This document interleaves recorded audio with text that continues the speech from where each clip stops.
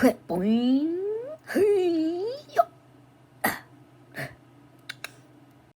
yeah, essentially what we're going to be doing today is I'm actually doing a collaboration with a friend at the moment, and we're doing a little animation piece where we're doing one shot and two characters. And essentially what we're going to be doing is I'm just going to be streaming my end of the animation. It's still in blocking, and I'll kind of tell you where we've got to so far and how we got there, because we've been taking quite a long time to make sure that we get this right. And it's a learning process for both of us, which is really cool. So essentially, this is a 2-character dialogue shot, and there are 2 characters in scene. I'm animating one of them, and my friend is animating the other. My character is more kind of like the punchline and the kind of the secondary character, because I wanted to give my friend the opportunity to kind of prove themselves. So I will give you a little bit of context and a bit of the subtext, and I'll show you some of the other reference that we shot, just so you can kind of get a feel for where we've got to so far, and then we can start animating. So essentially, we played around with a lot of different dialogue, and this is the one that we felt landed the most. So I'm just going to play that for you now. It'd be funny if we both got it wrong, eh? If I did the good thing and you did the bad one. No. Wouldn't be funny at all. It'd be funny if we both got it wrong, eh?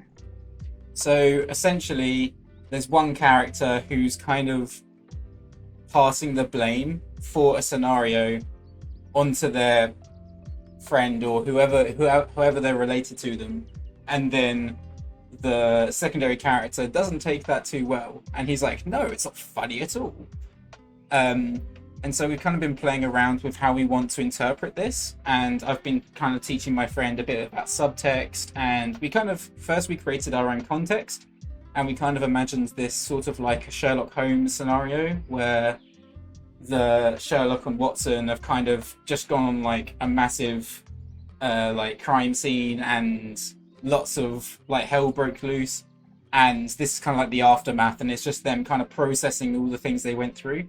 And we kind of came up with a scenario where Watson was the person who kind of did all the work, and Sherlock was kind of there being he kind of passes the blame onto Watson, kind of saying like, it'd be fun if we both got it wrong, if I did the good thing and you did the bad one.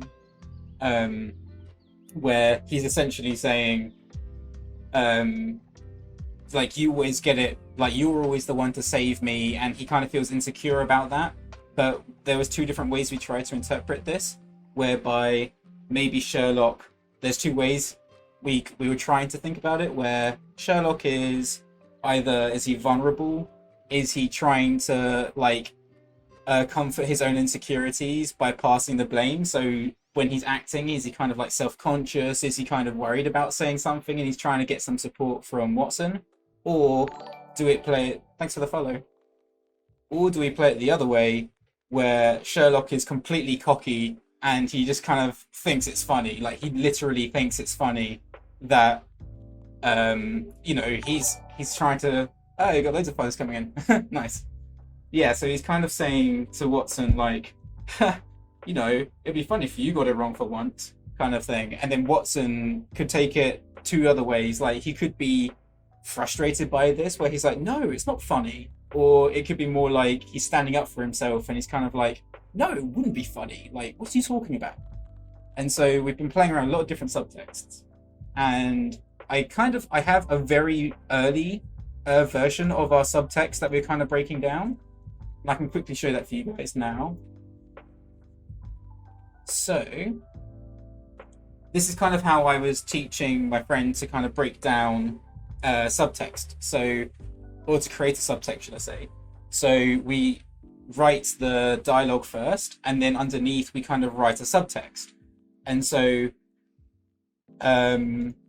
this is just a hypothetical that we came up with, just for an example. We didn't end up going with this, but just kind of so you can understand how we got there. So when he says, wouldn't it be funny if we both got it wrong, eh? I've put, don't worry, mate, we always come out on top. So that's a more comforting thing, where he's saying, wouldn't it be fun if we both got it wrong, where he's like, in that moment we were thinking that maybe Watson was kind of feeling exhausted from trying to save him, and he's like, hey, we're in this together kind of thing. So it's more of a comfort thing.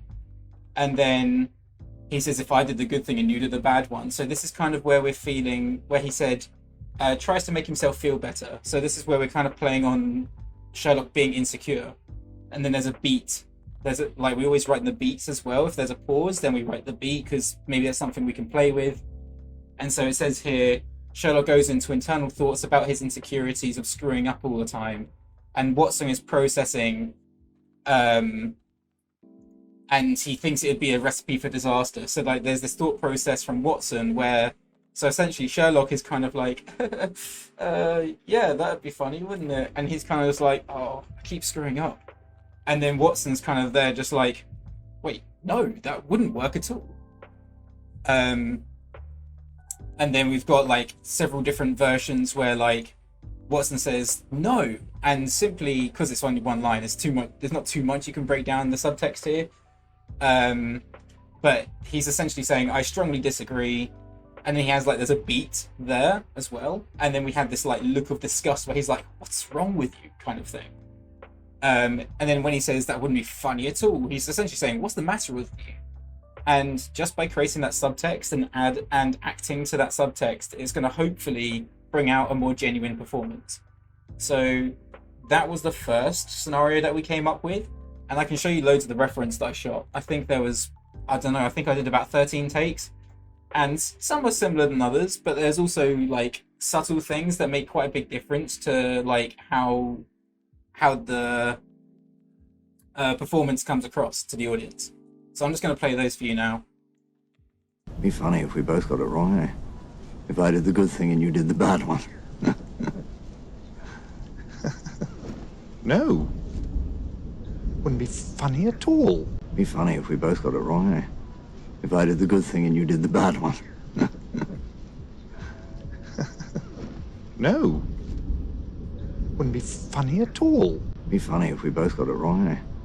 If I did the good thing and you did the bad one. No. Wouldn't be funny at all. It'd be funny if we both got it wrong, eh? If I did the good thing and you did the bad one. No. Wouldn't be funny at all. It'd be funny if we both got it wrong, eh? If I did the good thing and you did the bad one. No. Wouldn't be funny at all. It'd be funny if we both got it wrong, eh? If I did the good thing and you did the bad one. No. Wouldn't be funny at all. It'd be funny if we both got it wrong, eh? If I did the good thing and you did the bad one.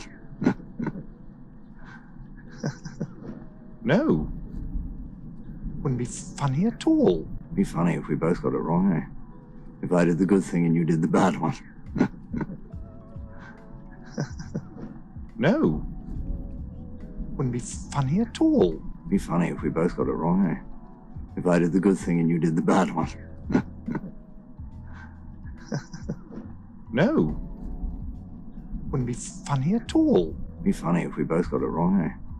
If I did the good thing and you did the bad one. No.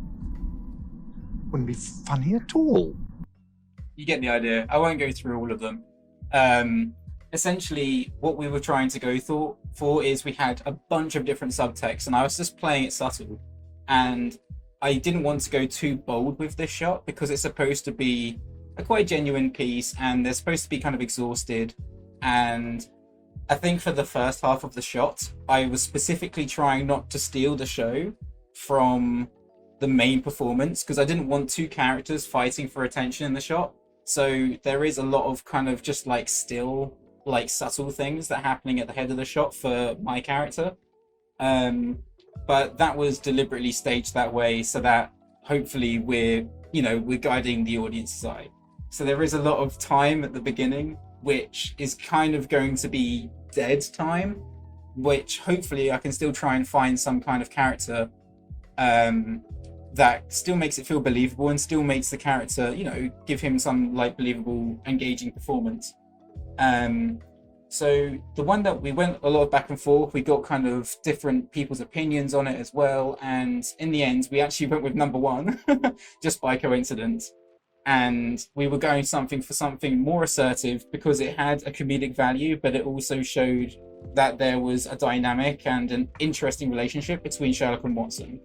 So we ended up playing Sherlock as a lot more cocky, where he's like passing the blame. He's just like, I don't really care about anything. Like, essentially trying to like soften the blow, just kind of like put all the like try and make himself feel like the good guy.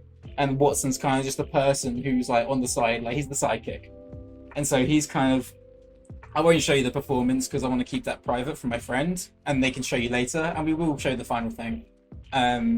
But for my response, we kind of wanted to go with something relatively simple and quite direct and assertive, where he's just like, no, and he just kind of gets angry about it. So I'll just show you this first one again, and then I can show you kind of what we got for blocking. It'd be funny if we both got it wrong, eh? If I did the good thing and you did the bad one. No. Wouldn't be funny at all. I also kind of like the beats where there's like a mid breakdown between in his head, where it's not just turning, it's like a half beat that he like slaps into as well, which I thought would be quite fun. There are some things I didn't like about this reference. It's very like on the beat, each action, and I kind of wanted to separate that so it doesn't feel too choreographed and too forced. So I will be breaking some of that up. And then as for like the there's something that I'm not feeling at the moment with the head of the shot, where he's kind of doing nothing. And I know I said I want to kind of give enough time for the audience to look at the other guy's performance, but I'm still trying to think of a way to bring something out of the other character without being too distracting. And I'm trying to think about it contextually, being that Watson, like, we imagined that through this aftermath and all this like crime scene that they've gone through, there was probably some kind of fight. Maybe there's only like a couple of scratches on Sherlock, but then like Watson is really bruised up and he's literally just like exhausted. And he's still kind of processing the entire, like, it is almost slightly traumatic for him. And so, but he's also kind of like the tough one, whereas like Sherlock's kind of like the investigator. I'm saying Sherlock and Watson just because it helps us understand who's which character, but we're not going for that exact scenario. It's just to kind of help separate the characters' personalities. So when I refer to these people, we're not actually doing a Sherlock Holmes thing. It's just, it helps us. We've called it Sherlock and Watson for our own, just make things easier. But yeah, so Watson is kind of more of like the tough guy, and I was trying to think of like their situation. They're at the edge of a harbor or like a docking station or like some kind of shipment. We're still kind of just undecided on which specific one, but it's going to be cold outside. It's going to be nighttime. They're by the water. It's probably going to be kind of windy. So I'm thinking, would he feel cold? Like, is he going to feel the pain that he's just gone through? So I'm trying to still think of a performance at the beginning of the shot for where maybe just hinting and making the character feel a little bit more genuine in terms of how they'd be thinking and feeling in that specific moment. And then as for like after he reacts to the first line from Sherlock, I think I'm pretty happy for like the general direction and the reference. Cool. I'm just going to read some comments now. Nice variation. Yeah, I like the subtle takes. What kind of things do you think about during dead time? That's kind of, yeah, I guess I kind of just explained that actually. So I'm thinking about what kind of situation they're in. Are they thinking about what's just happened? Are they kind of processing something physical about themselves? Like, there's lots of different ways you can interpret it. And there's lots of slight, subtle different reactions that you can go for. Like, I was thinking maybe if he's a tough guy, maybe he's kind of just like, his hands are sore from like all the punching he's been doing or something. So maybe he kind of like clenches his fist or kind of does something like this where he's like stretching to like feel the pain, and maybe there's like a slight, like subtle excruciation face where he's kind of like kind of thing. or maybe he like clicks his fingers. I thought that might be quite a fun one, because like you get that classic, the stereotype is like, "Ooh, let's go," and like he cracks his knuckles kind of thing. But I kind of like the idea of it being slightly more subtle and something that's a little bit more realistic, like feels a bit more natural. Like I naturally like click my fingers a lot, and I think that can kind of come across, that can like hint at some subtext of him kind of coming from a fight, and he's kind of just like slowly trying to recover from it. So yeah, something along those lines. Yeah, so that's everything, and then I can quickly show you the blocking that I've got to so far. So play blasts. Ooh. So I've just done my very early blocking, just kind of getting the main keys down to like sell the beats of the action. It's still very loose, and there's things that I want to push in places. I want to keep it subtle, but I still want to caricature things. So this is just like my very early process. So you're seeing it from a fairly early stage, but still enough that we can just kind of jump into Maya and start animating.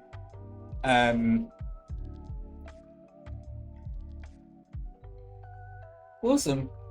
Hey. Hey, Veronica. Nice. Yeah, no worries. Thanks for joining us. So yeah, I'll show you my blocking, and then I can we can kind of take it from there. It'd be funny if we both got it wrong, eh? If I did the good thing and you did the bad one. No. Wouldn't be funny at all. It'd be funny if we both got it wrong, eh? If I did the good thing and you did the bad one. No. Wouldn't be funny at all. So you can kind of see just in like my early blocking that it's quite contained at the moment in terms of the reactions. I think I can push things a little bit more, just add a bit more contrast, just to kind of make things read a little clearer. And I think I can break up the beats when I start breaking it down, which I'm going to do today. And then like some of the facial expressions, I've kind of tried to keep it subtle and connected, which is like my general formula for when I'm doing feature film, depending on the style, of course. But I come from like my own experience of feature film so far is like in DreamWorks stuff, so it tends to be fairly like anatomically connected, and it's more kind of in the like stylized realism area. So that's kind of like my first pass blocking, and then if I need to push stuff, then I kind of do that as I'm going forward. Sometimes I do that as a later pass. It kind of depends. I kind of just feel where things are as I go along.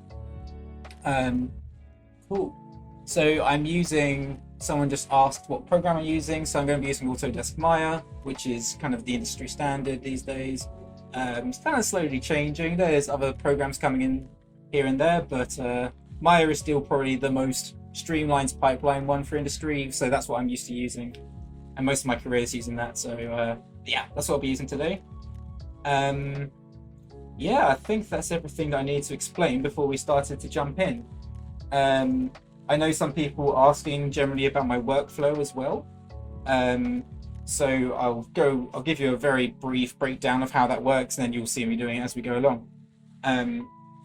But essentially, what I do is I do my blocking pass in steps.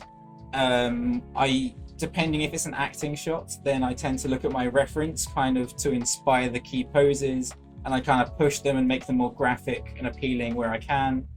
And then I start to add in some in-betweens. So my general rule of thumb before I go anywhere near spline or anything like that is I try to have my key poses, anticipations, breakdowns, and overshoots.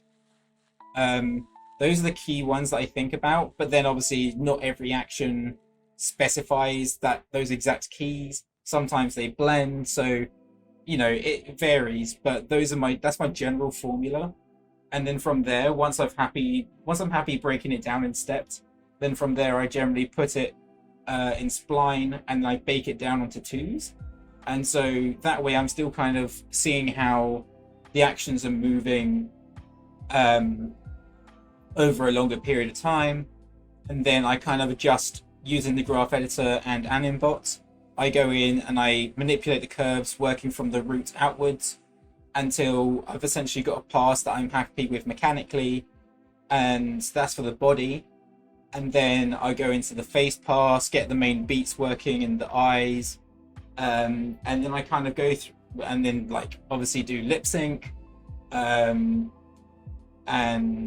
then from there I go into polish, which is essentially making things feel fully connected, making sure that everything has the correct amount of volume, getting a bit more finesse in terms of like squash and stretch, and making the face feel fleshy.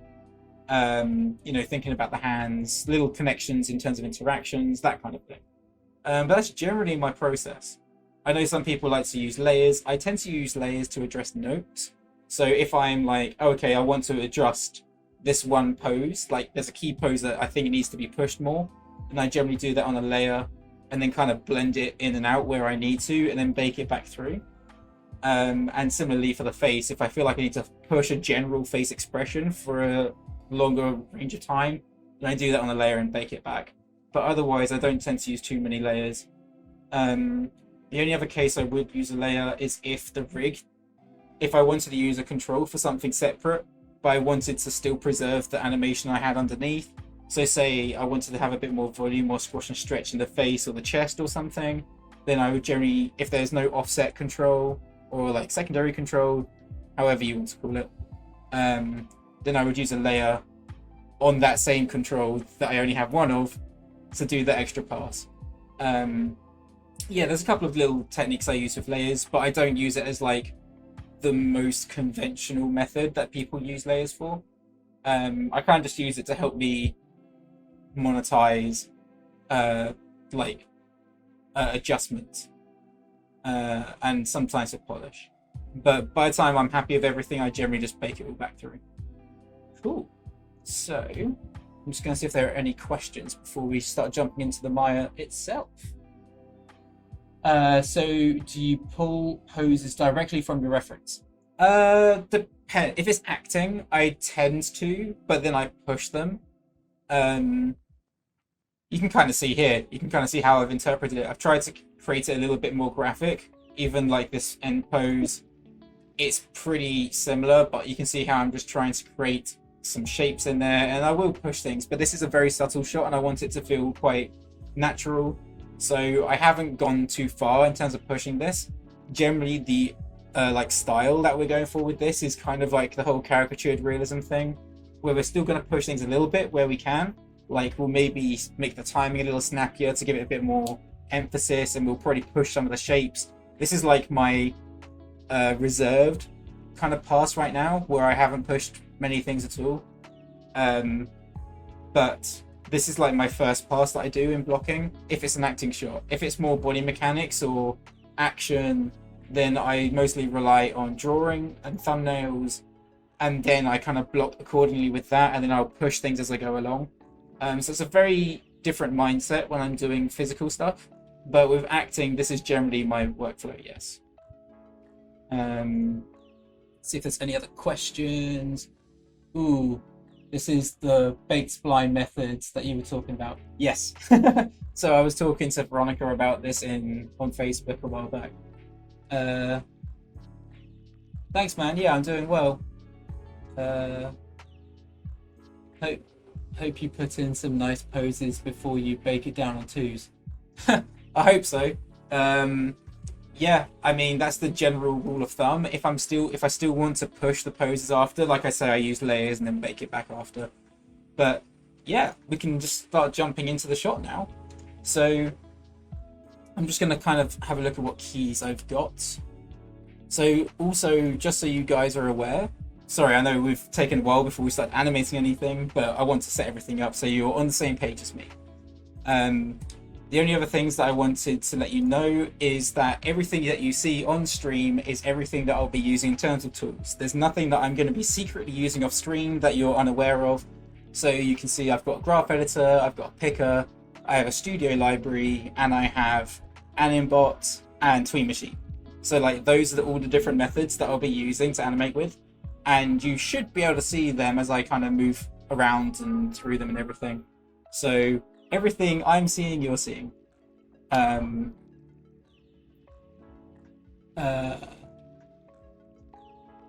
Sorry, I can't read this. I'm just having a look. This animation is for fun. Do you have a goal in mind? So essentially, this is more of a collaboration. I had a friend who approached me and asked me if I wanted to do a shot. I wasn't particularly busy, so I thought it'd be a good challenge. Like, we're kind of doing a half mentorship, half collaboration kind of thing together, which is really fun.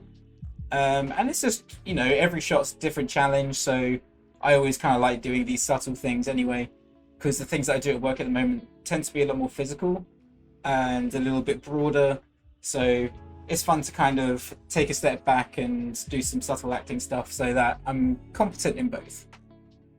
If you put it in twos. No, I was asking if you put it in more poses before. Oh yes, absolutely. So yeah, sorry, I didn't quite understand the question. So yes, I do add a lot more keys before I put it into spline. Like what you see here now is very my loose blocking. So what we're going to be doing today is essentially breaking this down some more, adding some more in-betweens. If I feel confident in it by the end, then I probably will start to spline and see how it feels. I can always undo it afterwards if I'm not happy with it. But generally, yes, I do add quite a few more keys before I go into twos. It depends on the shot. Like, as you can see, at the very head of this shot, for like half the shot, it's very subtle. So there's not going to be too many breaks. So there'll probably be less keys there. But then as we get into the latter half of the shot, there'll probably be a few more in-betweens. We'll see how it goes. But like right now, I guess the shot's on like 10s. Yeah, there's a couple of fours and stuff, but like it's somewhere, the latter half of the shot is kind of like somewhere in the 4s to 10s range right now, so it still needs breaking down some more. But like all the key beats and actions are there enough for you to read it in the blocking, and then yeah, we'll start diving in. Cool, so let's have a look.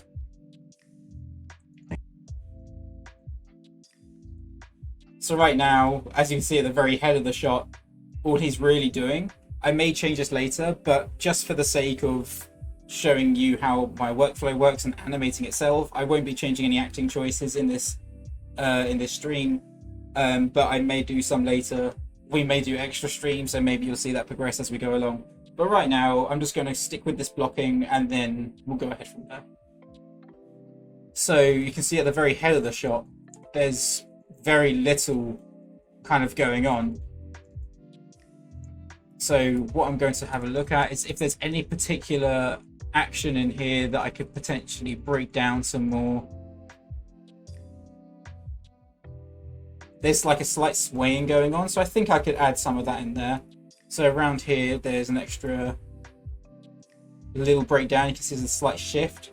So I'll add some of that in. So now I'm just going to create a slight in-between. And I'm using hotkeys and Tween Machine to do this, so you're aware. So keep his eyes in the same place. So it's super subtle right now. But I'm going to add some slight shifts. And as I manipulate the pose, I'm going to be considering the actual anatomy. So there's a slight overlap in the chest.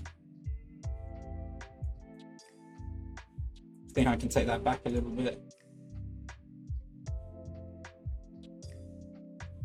And then there's some in the neck.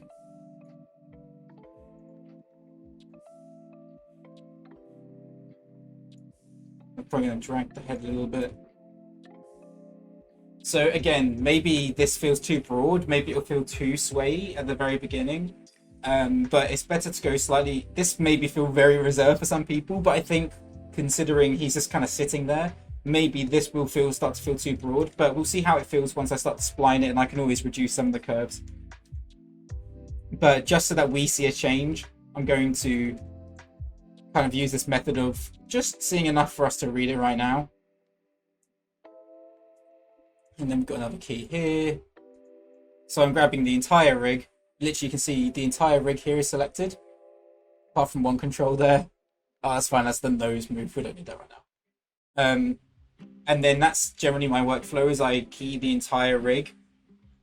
on that key. And then if I need, you know, I'm probably going to have a few controls where they're not doing anything, but then I can tweak them after. I can delete keys if I need to. That's not really my concern right now. The main reason I do this is so I have full control over each frame that I'm manipulating, and then there's no unpredictable results when I go to spline. That's the only reason I do that. So now we're going to blend back into the pose that I had here. So I want to preserve some of that neck animation. So you can kind of, hopefully you can see in Tween Machine, yeah, you can see the little values coming up in the bottom left of the screen as I press these keys. They're different hotkey values, so I've got -75, -30, 0, 30, 75, and they're set to different hotkeys. And that's kind of how I just play around with Tween Machine. So if you just see controls manipulating without me clicking anything, that's because I'm using keys. And you can see the values. So if you need to see something, to see a value what I'm using, then you can just, you know, you can scrub back in the stream and see what it was. So I think everything in the face right now, I'm not going to be changing yet. So I'm just going to keep that at 100%. And then I want to slightly overshoot on the chest.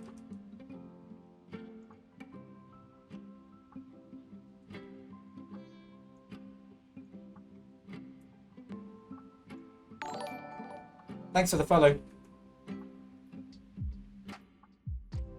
So now I'm feeling that there's a little bit of disconnect between the neck.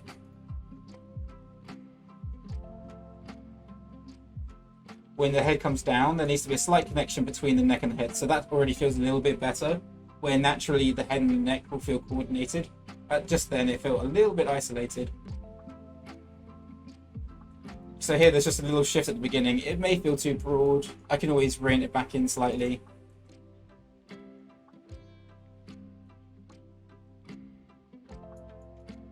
Cool. Just see if there's any other questions before we continue. Can we see your Tween Machine, please? Thanks, man. Was frame 34 a handmade pose, or did you use the tweener? So this key here, so this is on frame 35. This was a key pose, which I'm blending between. So this one and the first frame were my initial poses, and then these two keys I made here are ones using Tween Machine. But yes, hopefully, let me know if you guys can't see Tween Machine. It should be in the bottom left of the screen.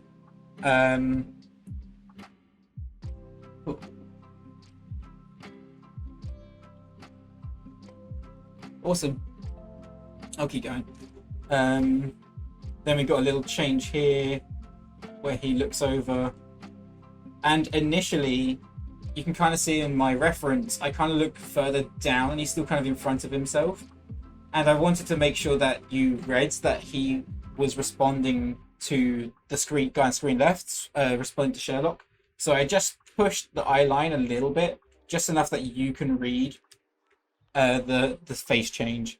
Again, it's super subtle. I deliberately wanted to have this contrast. So everything here is going to feel quite reserved at the head of the shot, because we're going to have this very bombastic guy who's going to be very charming and cocky, and he's going to be like very broad with his actions. And this guy is just going to be there, the complete opposite, just kind of like looking at him, just like, what's the matter with you? And I feel like that had a bit more contrast and like comedic value to it. So what we're seeing right now is kind of going to feel anticlimactic in terms of the animation for the head of the shot. But then when you see the piece together, it will make complete sense. And hopefully it will be funny. That's the idea. So in here, there's like a slight overshoot and it settles back. So you can see from like here to here, there's a very minute change. So just for the sake of adding an overshoot right now, I'm going to keep those keys the same. And then in here, I'm just going to add an overshoot. So there should be nothing to tween right now. So again, it's just going to be a slight shift in the chest and probably a little bit in the root. Oh, that's too much. Blend that back. And then I'm just going to counter the head a little bit.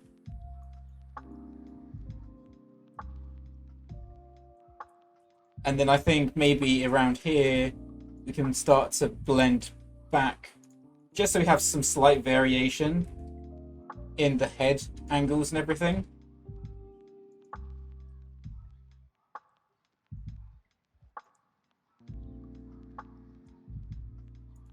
Just so we're varying up the pose slightly. It's very subtle.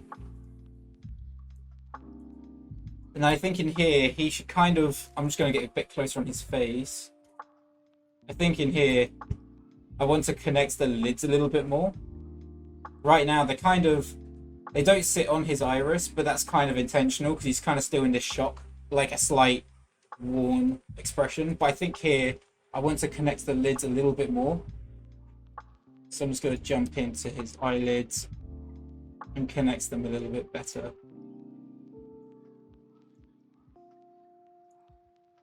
Even something like that I think helps.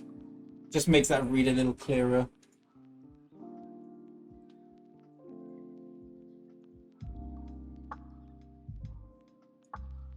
It is quite tricky in terms of the eyelids, in terms of how much flexibility there is. Because there's some limitations to his eyes, but I mean, it's enough that we can read it.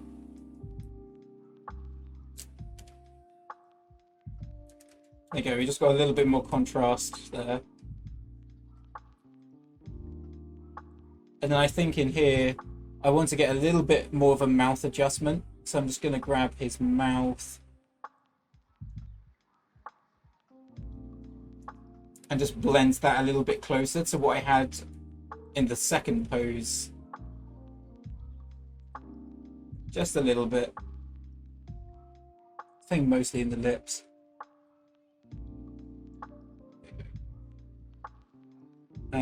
See if there's any other questions. I'm gonna have to keep jumping back and forth, sorry. Yep, we're all good so far. If there are any other questions you guys have regarding workflows, even if it's something about yourself, like in terms of your animation, if there's something that you're struggling with, that you need some advice on, happy to have a chat about that. It doesn't necessarily have to be about the shot. Yeah. Happy to chat about anything. Just so you guys know. So in here, there we go, we've got a little bit broader of a breakdown now. So in here, can you see there's pretty much very little happening? Again, I kind of feel like the neck... Thanks for the follow. So in here, I feel like this neck needs to connect a bit more to the direction he's looking. That feels a little better. And maybe we could have a slight adjustment. This is where I'm going to push things just a little bit.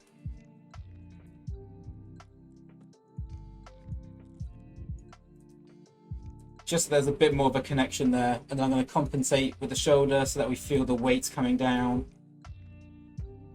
And then there's probably going to be a slight adjustment on the hand.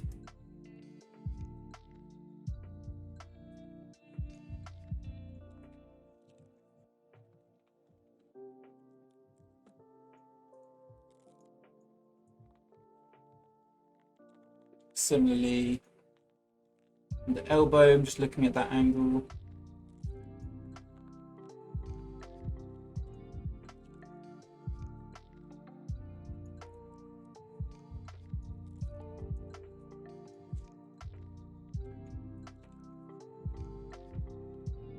Don't want it to be too broad because we don't want to take the eye away. I think something like that helps. It just gives it a little bit of like mechanics in there. So that's what we had before, and that's what we've changed it to. Also, we just kind of get a slightly clearer read on the face, so I think that helps. So I'm just going to move that back there. So then we got that hold. And then I think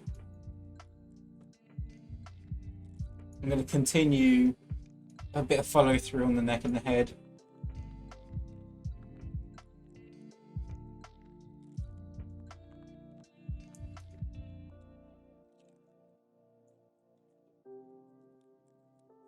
And I think we could maybe push the eye line a little bit more too.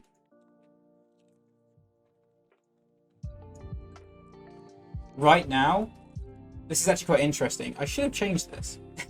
So right now the eyes are actually in headspace, but when I'm blocking, I put the eyes in world space just so they stay in the direction I need, and then I'll animate them in world space for the majority of the shot. But then when I get to polish and I'm generally happy with where they're placed, then I'll go into I'll switch all of my animation to headspace and make sure that's all baked through, and then I'll get the curves, and wherever the eyes are the eye line is completely static, I essentially get those curves and I blend them ever so slightly, and then that way, whenever the head moves, there should be a slight connection between the skull and the eye direction, because when we move, our eyes don't stay in the exact same position; they will have a slight adjustment. So that will hopefully make the eyes feel a bit more in the socket. But I've already accidentally skipped a step, and they're currently in headspace. So I'll fix that later. I'm not going to go through and fix that now, just for the sake of the shot. But I can just use copy paste world space, which I just did there, and that just keeps it in the position I wanted. You can see there. Now the control doesn't change. And then I think I can slightly ease in the hand a little bit more. And then maybe the chest a little bit too.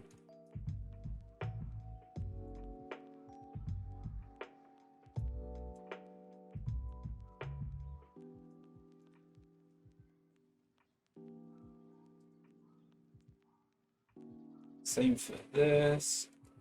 The shoulder. Just get a little bit of some adjustments in there. Cool. I'm going to save this before I go any further. Got any more questions? Oh, we got a few now. How is this rig? I really like this rig. It has some very extreme proportions in terms of how thin his limbs can get, and he has some very sharp angles to his model, which are generally appealing, but from certain angles can be hard to play with. Generally, he has some really good stuff in his face, especially around his mouth is really nice. I like how his brows work. His eyes are pretty versatile in terms of how broad you can make them, but in terms of his actual control, I would like a little bit more control in the eyes. You only have 2 sub controls on either lid, and if you're trying to get a very specific shape, I would just like an extra level or a pass that you could turn on just to sculpt those a little bit clearer. But otherwise, I do like this rig. The left wrist looks a little stiff, maybe. Yeah, I'm going to go through and add some keep alive as we go along, but I'm just looking at the main beats right now. So you're going to break down your personal animation with specific milestone. How many will there be? How many are you going, and how are they going to look like? Sorry, you're going to break down your personal animation process. A specific milestone. Well, in terms of if you're asking how many of these streams are going to be doing with this shot in terms of to get to the final stage, is kind of in the air right now, but we'll see how we go. Yeah, whenever I get some spare time, I'll be doing some basically. There may be some skips in between, but you'll see each part of the process hopefully at some point. Love how you explain your thought process. Oh, thank you. Do you consider the ease out key? Yes, I will be. That's a good question. Right now, there's not really I will be breaking down some ease ins and outs, but because it's so subtle at the head of the shot, I haven't been doing many. But I'm going to be. Don't worry. When they're broader actions, where it's very clear needs and ease out, I will be adding some. I do, like I mentioned, I will be kind of breaking this down a fair amount before I hit it in spline. So even considering this feels just for some keep alive, I will be adding some more in betweens in here later, but I'm just getting the main broader actions right now. And okay. Hey, so we're gonna have our first ease out. How about that? So ease out key. I want the head to lead.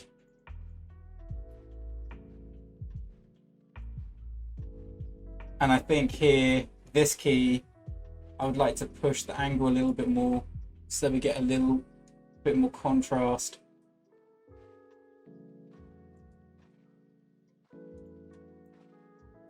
I'm going to make this a fairly sharp action, is my intention. I do want to lead with the head, but I don't want to ease out too much because I want it to be pretty sharp. But I am going to lead with the head. And then in here, right here, I'm going to punch in.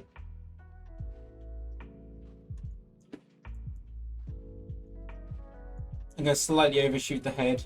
It's subtle, but there's a slight overshoot. And in the face, I'm going to make sure that just punches.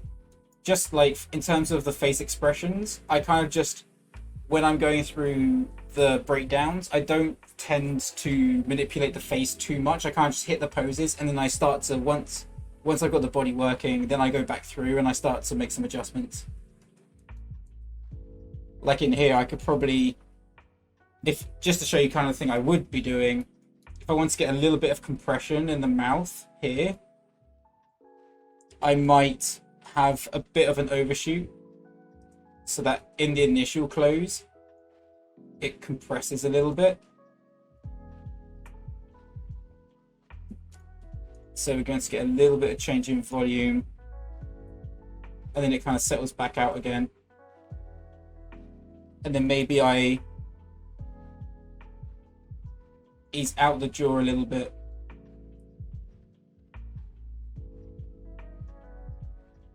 So now I'm just adding some subtle breakdowns. Again, it's super subtle, but like there's not too many large changes right now in the performance, which is again something that I'm considering playing around with. So I'm just going to make sure that the eyes lock into position. They should always be leading the action first and foremost. So there you go. I'm going to blend that back just a slight amount. There you go. That feels a bit better.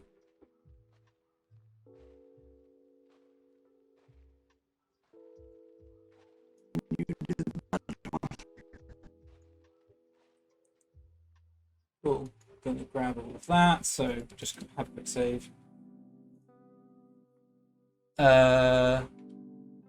Cool. Yeah. Don't have any other questions yet, which is good. I always try and check the questions when it's open. So then there's a beat here. Can you see my brows come down? And I didn't add this beat in my blocking.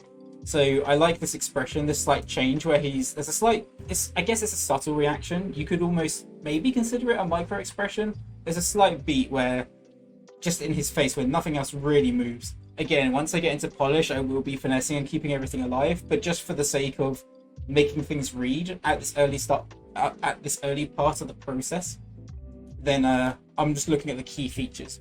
So he has a slight squint in his brow where he's like, huh? And he has a slight look down. So he's going to look back down over here.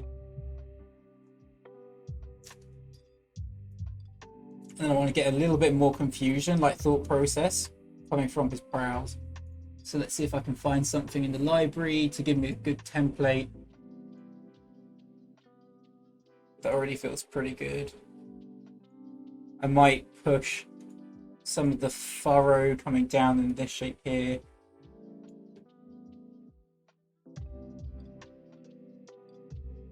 I don't want it to feel too angry, so I want to make sure that as it comes down, we're not pushing the angles too much. It's still going to feel relatively flat, because they always say something slightly different from each other. Thanks for the follow. I'm also going to be checking.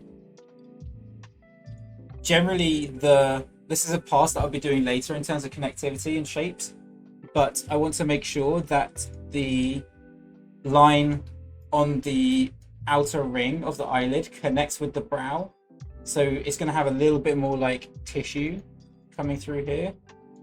And you want to complement these shapes. So I'm just going to try and sculpt some of that in there, just give it a little bit more appeal. Connectivity. It's already feeling a little bit better. I think we can flatten some of this a little bit more, something like that. And then if we're going to get very specific about it, then I want to make sure that the apex of the iris sits with, so the outer ring of the iris should also inherit, oh, that's a wrong control. It inherits that apex. So you can see as that apex comes around, it should sit under the iris. So I'm just going to play around with that a little bit here. Right now, the apex kind of feels like it's in the middle, which is what I was trying to use this control for. But that seems to move the entire thing, and I'm not a big fan of that. But I might be able to cheat it back. There you go. It's slightly better. Just gives it a little bit more appeal, a little bit more connectivity. Similarly here. Just connecting that. If it helps, I can put on the wireframe. This is also a good tip that you can give you guys. When you're looking at like specific facial shapes, if you want to have a look at the topology, you can kind of see where the apex hits. So when I'm looking at these kind of things, I'm looking, okay, the iris goes through this line, so that apex should kind of sit in that center. Similarly here. It's not exactly on point, but it's pretty good. I'm happy with it for now. It's like I say, it's early days. That's kind of like stuff that I would think about when I'm getting to polish. So I want to add a little bit of keep alive in here. So there's a slight twist in the chest.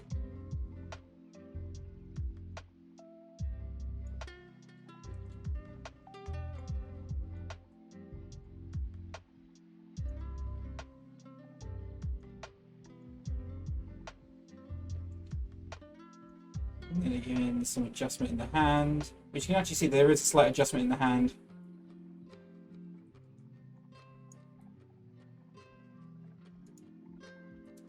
In the reference.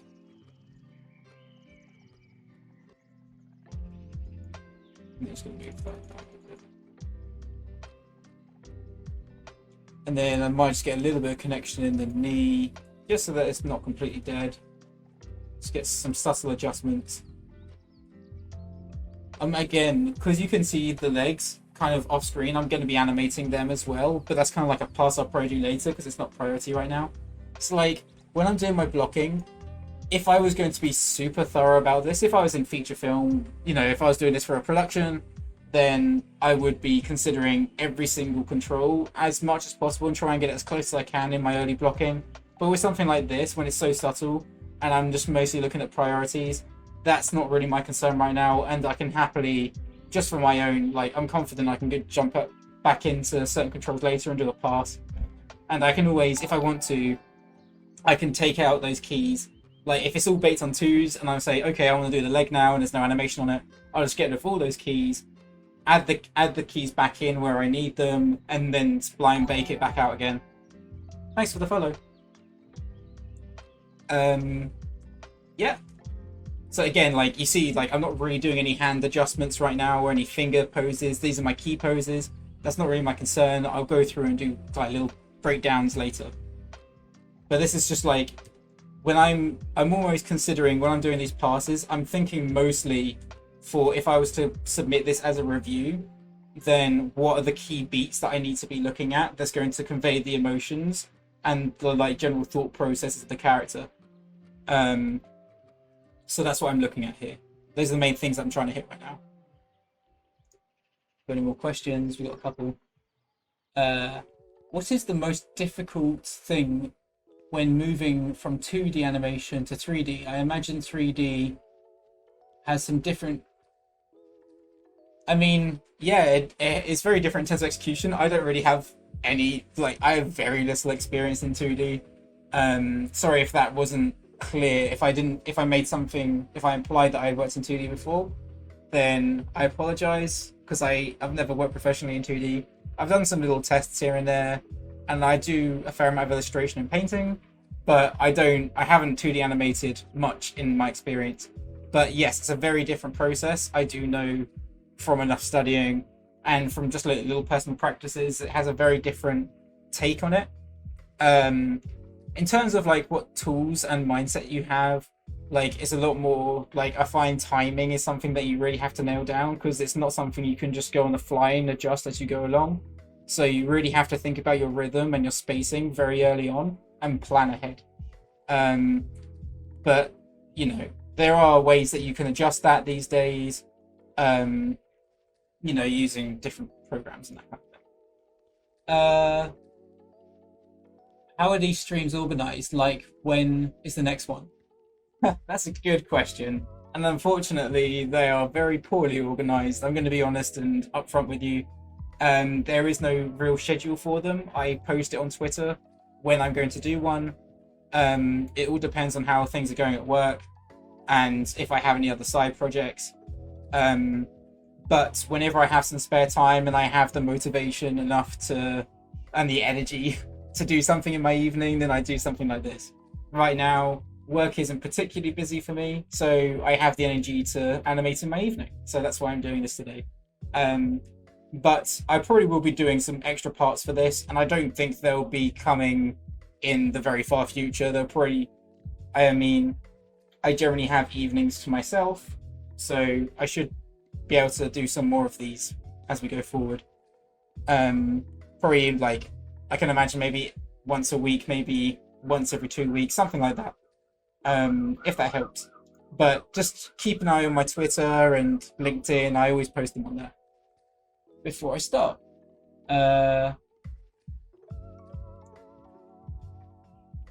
Really want to practice stepped animation, but Blender is so daunting. I mean, I think a lot of 3D programs can be quite daunting. You see the amount of like buttons, you're like, oh my god, what's going on? But there's loads of tutorials to kind of streamline that for you. And yeah, there's loads of good resources, so definitely check them out. Cool. So we've got that little beat in there. And then there's a little, you can see how much I've added. Like, there's a bit more contrast in terms of the face poses. There's something about how close the nose is to the lip. Like, this area for me is getting a little bit complicated when I think it's a bit unnecessary. So I'm going to try and find a way just to separate that, because when I was seeing that from far away, it felt very busy for me. So I reckon just in here, bring this down a little bit. That already helps a fair bit. And then maybe let's have a look. Is there like a tip of the nose kind of thing? Nope. It's the ridge. Maybe I can just cheat the nose somewhere in there. Just helps to spread that out, because that was bothering me. Yeah, that feels a little better.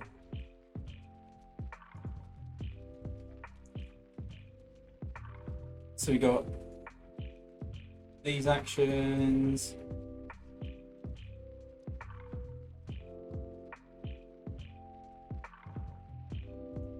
And then a little beat there, and then a head turn. So again, I want to, right now, this kind of eases out very slowly. And again, I want to make that a little bit sharper.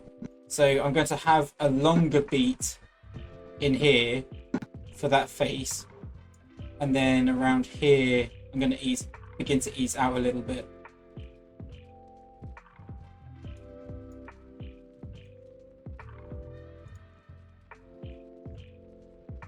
And then the eyes. I think in this moment, he's more internal. He's not really focusing on anything. Initially, so this is the difference between how your eye direction can work. Generally, when the eyes aren't focused and they don't lead the action, it makes them look a bit dead inside. Like, it doesn't feel like anything's really going on, or they're internally thinking.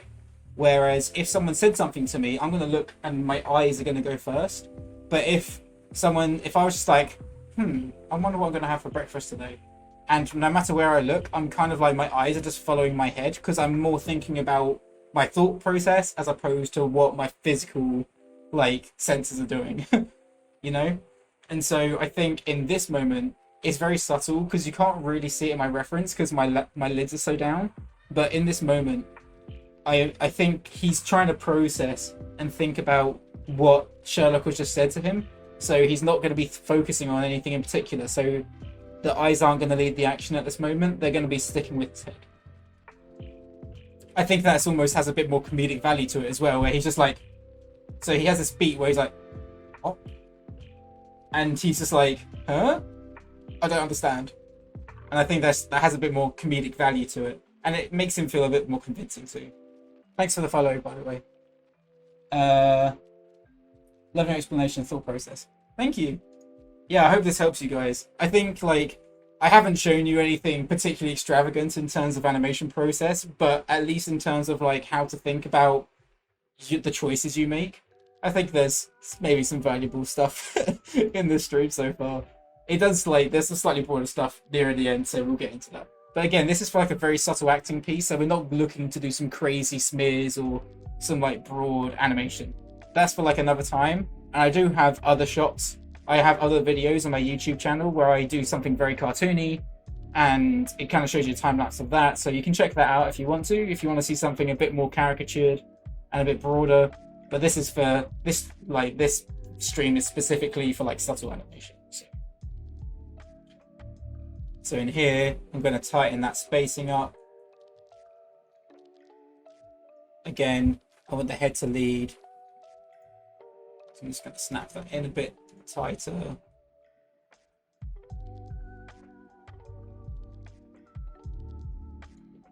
Somewhere in here.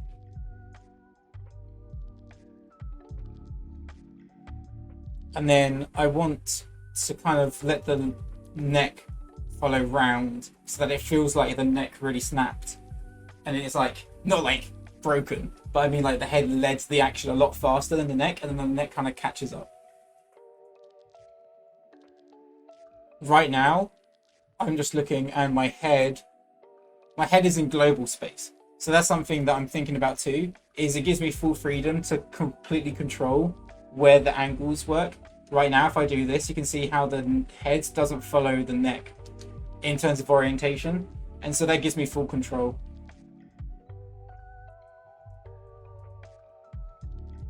And you can paint the arcs a little easier, I find. Whereas, you know, otherwise you're counter animating a lot in the neck. Like from the head to neck connection. And then here, I want to make sure that the brows and the mouth also kind of hit into that expression. And then the same for the eyes. All of this kind of hits. I think I can lead the head a bit faster.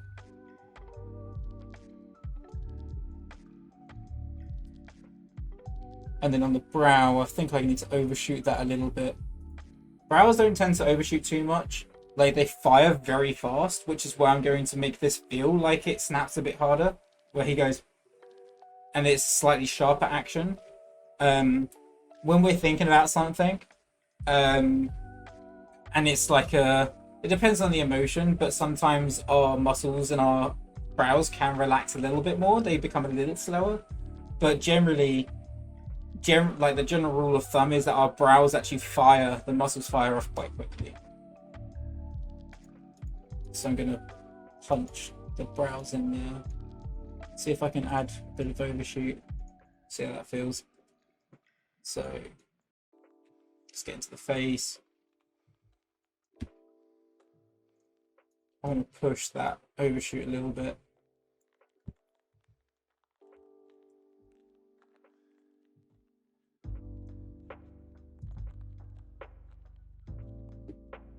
So what I'm going to do, just to make sure that it's fully connecting that path, is I'm going to copy and paste the world space of the eye here, and I'm going to blend it back to that original position. And that way, there we go, it just connects a little bit more in terms of the path that it should take. Because when it was in head space, it was kind of hard to follow that. And then I want to smooth out the rotation on the body so that it eases in a little bit more. Right now, it does feel like there's a lot of work coming from the neck and not much from the chest, so I want to make sure that there is a bit more of a broad connection there. So what I'll probably end up doing, just because I do like the head angles I've got, is I'll probably end up slightly compensating a bit more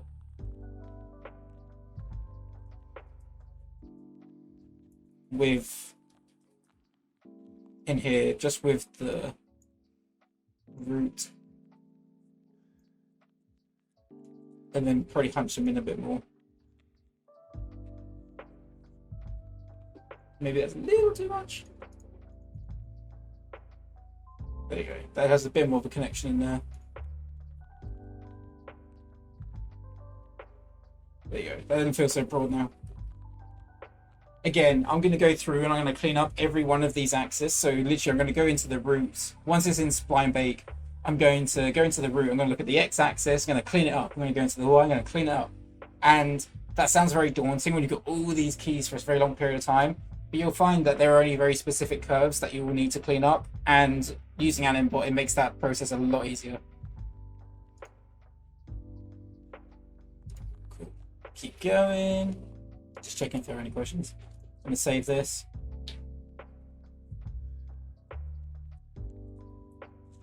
Is there anything you guys kind of like enjoy about acting shots? Is there anything that you've always kind of wanted to animate but you haven't been able to? Or like specific, is there any like specific challenges that you found when doing acting? I'm kind of curious to see people's takes on that. Like if there's anything that you've had like a real challenge when you're animating where you're like, oh, I had this one shot and it took me ages to figure it out. I'm kind of curious.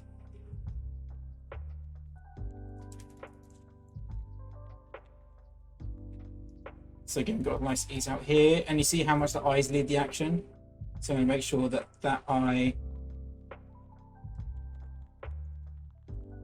leads there. Have a slight ease in just to connect it. And then the brows need to connect into that.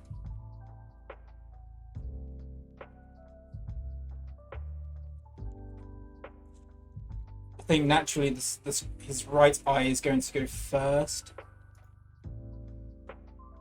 That, and then it connects in.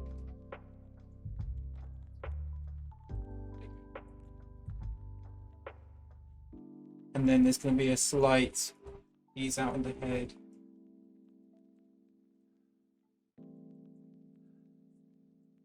And then I think in here we can reduce the body back a little bit so it came mostly from the head.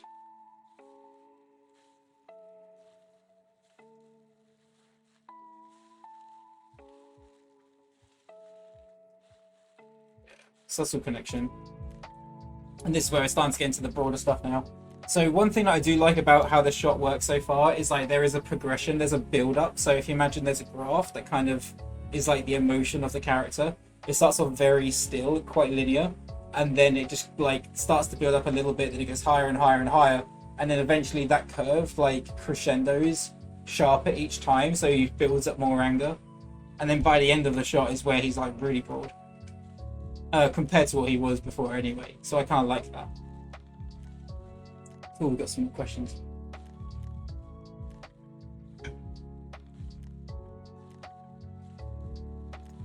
Oh, what happened there?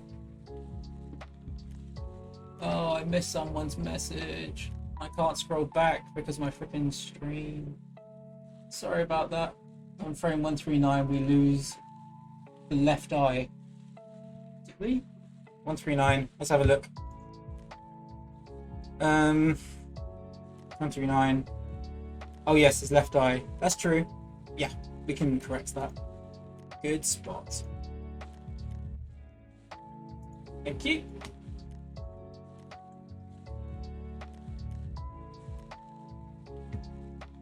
Then there were some more questions.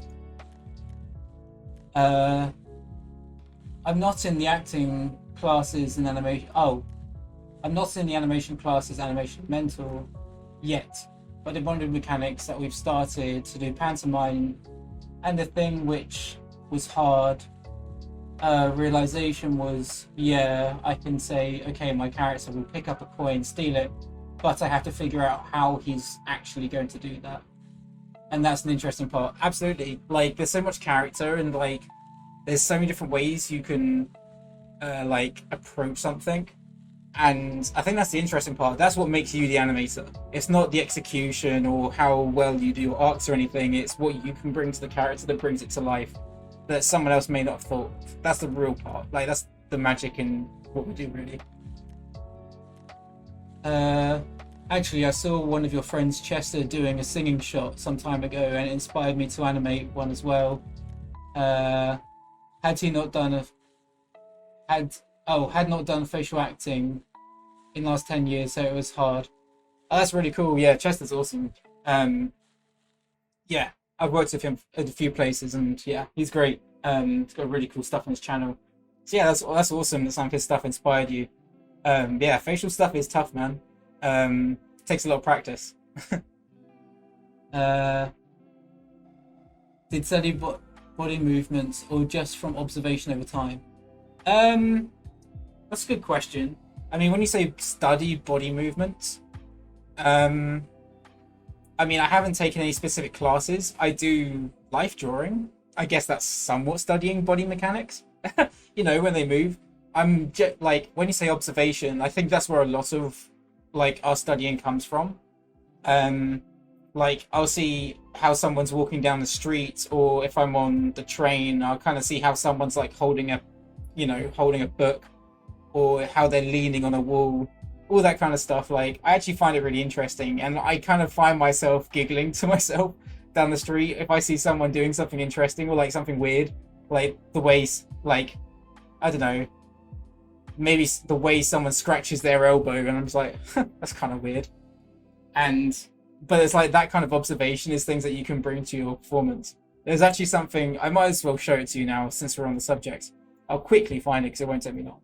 But I was watching The Incredibles yesterday, again for the millionth time, and there was one specific shot which I found hilarious. And I had never noticed it before, and it's just one facial expression. I was like, man, that's so specific, but it's like, it works so good for the moment. So I'm just going to quickly show you that to you guys, since we're on the subject. It won't take me long. I will get animating again soon. So it was in that very famous scene, which was amazingly animated, where they're arguing, but it's like one of those throwaway moments which you don't really notice it because you're looking at Helen, but it's so funny. I'm going to find it. Where was it? It's around here. The Omni. No, where was it? Sorry, I will find it. Oh, it was around here. I found it. So after they've had their argument, there's a bit where he's eating the cake. You be back later. Well, I'm back. Okay. You wait for it. It's so good. I don't know how I didn't notice it before. Maybe you guys already knew about this. Is this rubble? It was just a little. So he starts eating the cake, and then just look at the face he makes as he's listening to her, and he's just like, oh, I'm too tired for this. As he's eating the cake, it's so funny. You wait for it. Work out. Just stay loose. You know how I feel about that, Bob. There. It's that, like, where he just dazes, like, I just love it. So good. And I never noticed it before because I was always looking at Helen. And I just looked at that and I thought it was so funny. He's just like, oh, yeah. Stay loose. You know how I feel about that, Bob. Darn you, we can't blow. And then, like, again, he kind of, he's getting something out of his teeth where he's like, Darn you, we can't blow cover again. and then he's like, no. Like, just those 3 beats, it's like pure gold. I love it. And I'd never seen that before. I've seen this film a million times. I saw that and I was like, man, that's so good. How did I not see this before? So funny. Like, it's so relatable as well. Like, that's something, it's not a particularly appealing pose. Like, his eyes are like barely there, but it just works so well for the moment. I love it. So it's those kinds of things that I'm always trying to think about, is like, even with this shot, at the head of the shot, I just want to find something that feels very relatable, that's like, feels right for the moment. It doesn't take too much away. I just don't want it to be dead the entire time. Right now, I kind of just have him swaying side to side, and it doesn't steal any attention, which is the point. But I do feel like there's an opportunity to just bring out something subtle in the character that maybe you could relate to. And right now, I just feel like that's missing. So that's my like little animation brain ticking off like, I'm missing something here. So any suggestions from you guys would be great. Obviously, it'd still have to work inside the context we've got, and not, like I say, not stealing too much at the moment. But yeah, always open to suggestions. So, okay, we have that sharp action. I reckon here I'm just going to add another breakdown, just to sharpen that a little bit more. Then I think can keep the body drifting in. There you go. Cool, that's all I needed for that. And then we're going to get they have like a little bit more of a twisting going on now. So around here, I'm going to ease it out.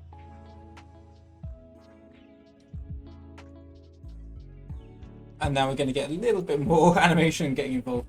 So I want to get a bit more weight coming down in the chest and the root. To get a little bit more weight feeling on the shoulder. As it comes down. And then I want to kind of curl. I want to feel that twist in the body.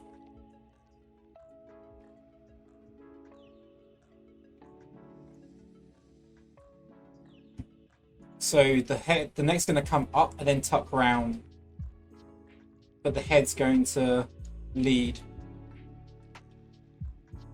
I think I can push the angle on this more, just to get a bit more contrast.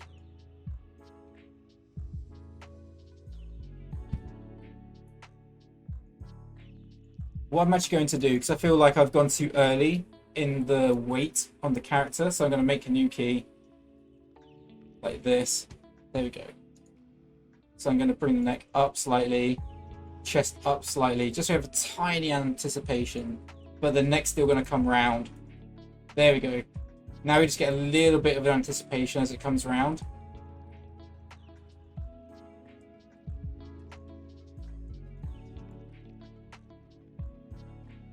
Like that. Feels a little better. I need to correct the shoulders. There we go.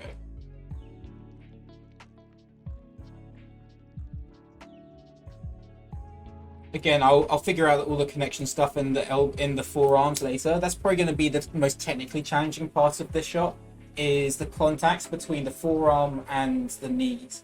Like, they're slightly behind the knee, and the forearm, there's no control there to pivot from. So I'm probably going to have to make some temporary pivots, just to kind of make sure I'm matching things and making it feel correct. So that's going to take a little bit of eyeballing. There are some like other tools that I can use, which I may play around with. But right now, that's not really my concern. That's more a finesse and polish thing. See if we've got any more questions or things. Maybe adjustment of the hat after the turn. Yeah, maybe. I mean, that might be quite broad. I do quite like that. Maybe... Yeah, I mean, that's actually quite interesting. Maybe his hat's on slightly wrong and he just like slightly shifts it back into place or something, or scruffs it back down. That could be quite fun. Again, I just don't want it to feel too broad. I mean, there are ways to do that without it taking too much away. I could play around with it. I mean, if you wanted to make him feel like he's just aggressive that entire time, maybe he just has it in his hands, then he just kind of goes, oh, he like flaps it down kind of thing. I've got a hat here. Imagine he was just like, he had it in his hand and he just went, you know, like, you get the idea. There is something like that, but again, I don't want it to be too distracting. I could play around with it. I can always do a rough block and see how it feels. Maybe it'll work. Assuming when you're doing the turn, you're tracking with the chin or the nose. I'm tracking with the nose. Yeah, I'm always tracking with the nose. There is one tiny moment in Mitchells and the Machines where Katie, stressed out, and goes up to the rooftop of the dinosaur theme store, and she sits down. She quickly picks some lint off her jacket and fiddles with it while she talks, which is such a nice subtle thing. Yeah, I love that stuff. Again, that just makes the characters feel super grounded. Yeah, I love that stuff too. That moment's been living in my head every time I saw it. Yeah, I know what you mean. There's a certain things that just like stick in your brain.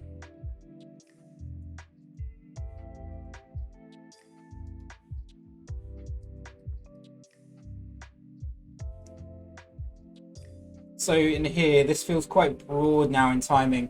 So what I'm going to do is I'm going to bring this key earlier.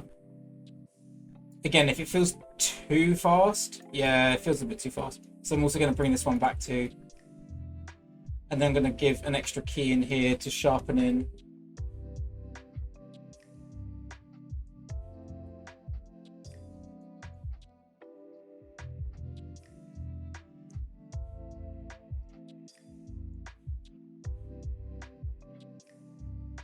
thinking here, so you have the little anticipation. I think we can lead the neck around a bit more.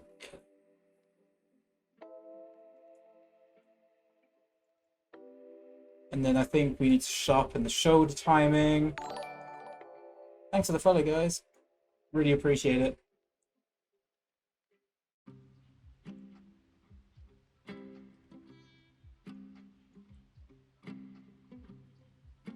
Thinking here, I need to sharpen the spacing on the body and shoulders. There you go. So it's a bit better. Similarly,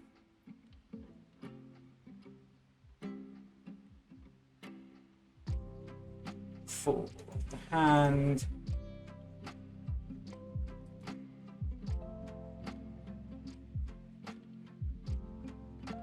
There you go.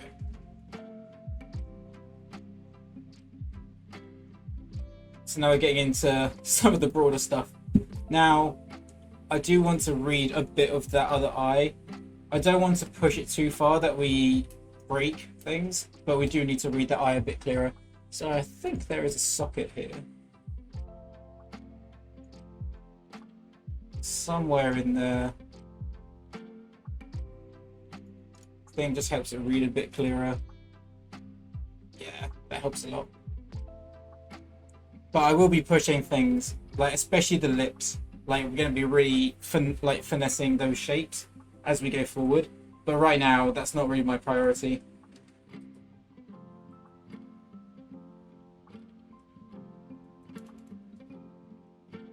So in here, we're going to ease out.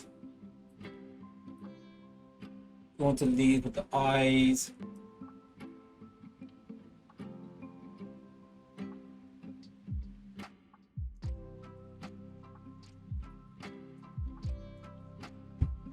Want to make the spacing on the hand a little less. Oh, that was overshot. I don't want that. There we go. I think in here, I don't know, I'll play around with this. I think as he slams the hand down, it might be quite nice if he delays the fingers coming in. So you get, instead of having, you could go either way, you could have the hand clenched first. So he's like, no. Which maybe feels more natural, or you could have a more rhythmic thing where it kind of hangs at the top. So it comes up, hand loose, and then slams down with the fist. But that may feel too pose to pose. I don't know, or you could go, which I think feels more natural. Like he's already responding with his fist, so I'm already going to clench it. I'm going to go with that for now, and I think that just feels a little bit more natural to me. And then I want to get a bit of a connection with the wrist, just a little bit.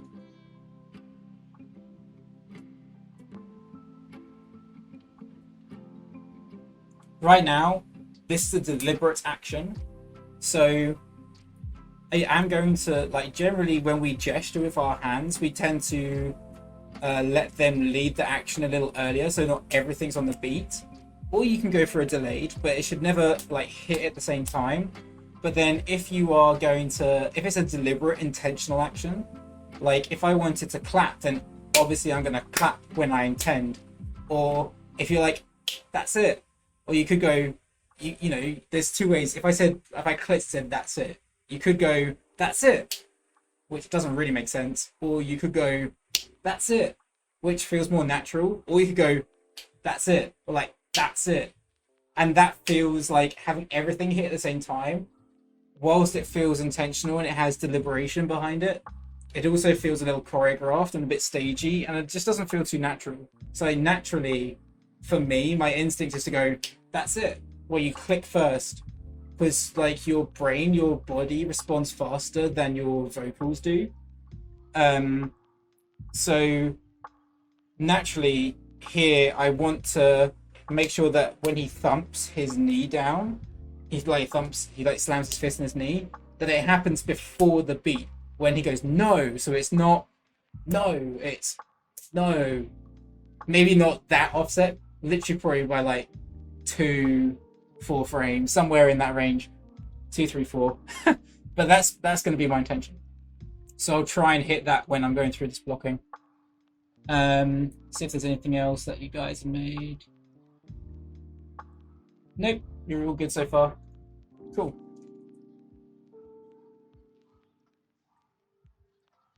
So what I'm going to probably end up doing is I'll probably end up hitting everything on the pose, and then I'll offset it after. I'll make some adjustments after. So let's have a look. So it comes up. See here, naturally, I had kind of like this grasp, and he slams down his knee with his hand open, and I just didn't feel like that didn't feel as assertive for me. It didn't feel as aggressive, so I've kind of pushed that a little bit more.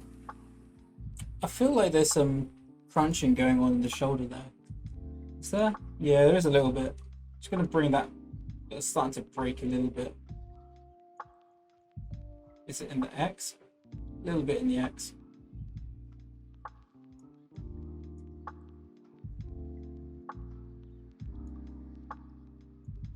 There you go. The thing is, it creates a nicer shape up the top, so I'm probably just end up doing some like blend shapes later, just to do some corrective if I really want to go to town on this. Also, there's like loads of crunching going on in his like screen right armpit, but that's not, again, not our priority right now, so ignore that, Arran. I just see things and I can't unsee them. Like,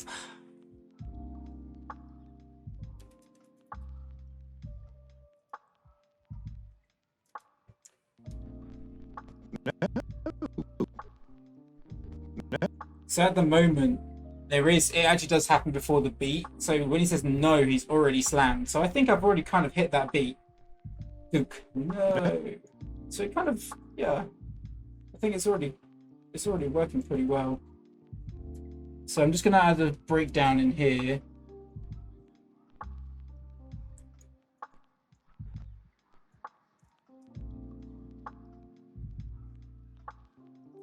Why did that not break down? Break down, please. There you go. Oh, wrong button. Oh, I keep on, so my hotkey is right next to the camera thing. Ignore me.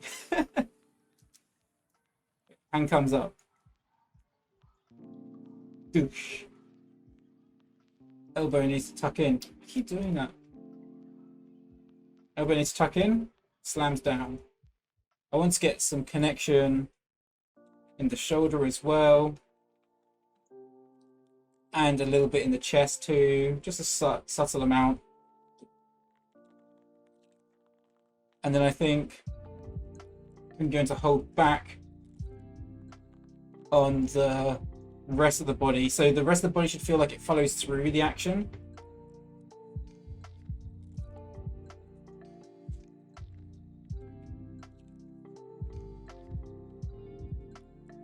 So you see it comes down after.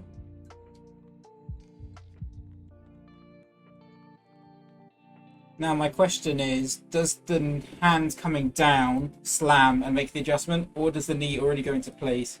I think naturally the knee comes into place because, again, it's kind of intentional. I want to not create too much of an arc when the hand comes down. I want it to feel very assertive and direct. So in screen space, I'm going to make sure that the hand, there you go, comes down in a pretty sharp angle. It'll have a slight arc to it, but not too much. And I think in here, I'm going to lead with the neck and the head, because again, it is intentional, but I'm going to counter back with the root a little bit more.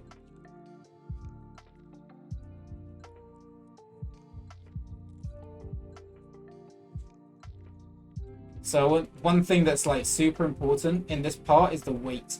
We need to make sure that weight feels right.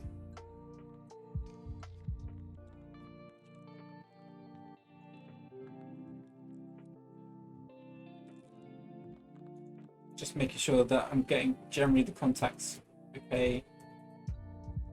Again, I know that his left hand feels very dead, so I could probably try and add a bit more weight in there.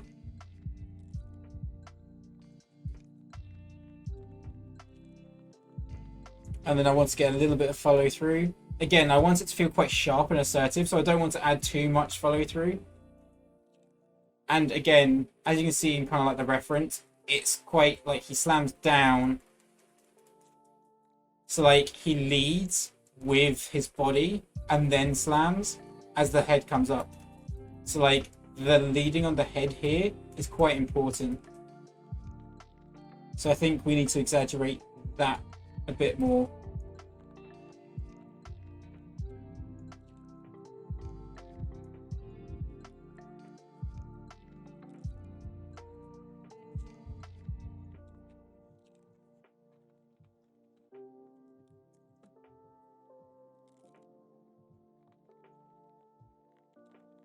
And then here, I want to make sure that we're leading.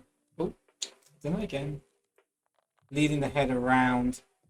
And I want to offset the timing a little bit more in the body through this part. So in the reference, it's a little bit more linear, but I want to exaggerate that a little bit.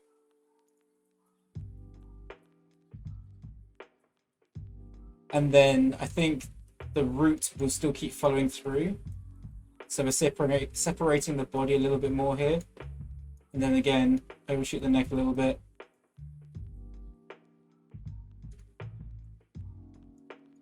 See how far we can push that separation. There you go, you kind of feel it a little bit more in the spine now.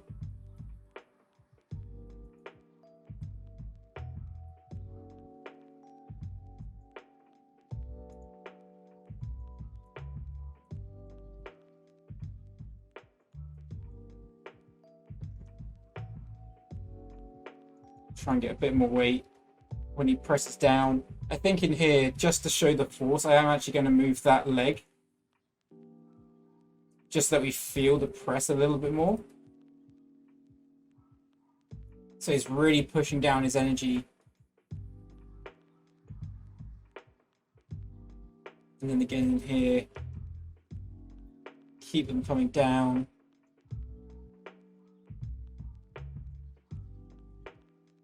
So then you see like there's a slight change in volume. And I reckon the leg can like settle in a bit there. Oop. I apologize that I keep pressing that button. It's really annoying.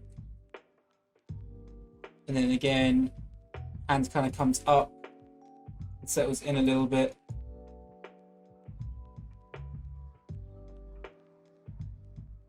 And I think the shoulder relaxes too much there. I want to make it again.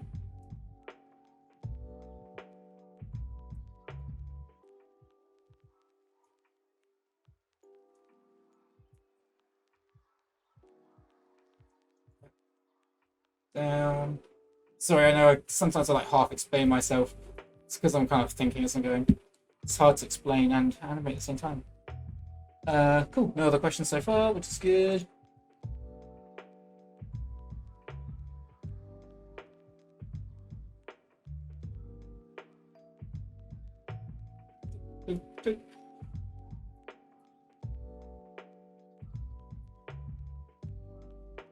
There is a slight disconnect now between the shoulders and the hands, so I'm actually going to make that favor up. Just make it down a little bit.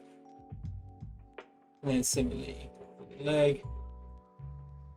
Just a little bit. There you go. Just feels like there's a bit more of a connection there now.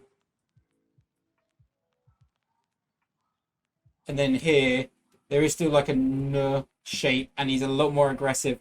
See my reference? Like, I look very assertive, pretty angry. So I want to push that. See if we can do a bit of a face expression here. So, want to make sure I do have some template shapes to go from. Have some phonemes here, just to give me a starting point. Is there anything that I like the look of? Somewhere in here we have an SH, but I can push that into a N.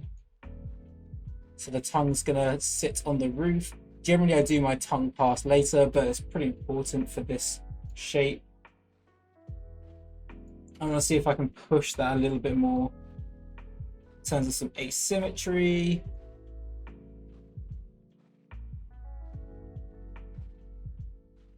Let's see what we can come up with.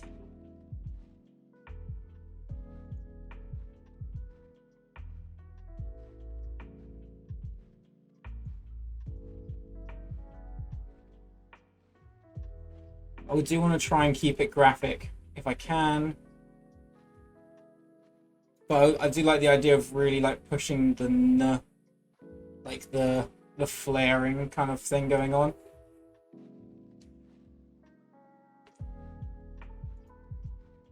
And then there's more of a curling coming out here. It's going to come out. First time I've used perspective in this whole stream. Whee.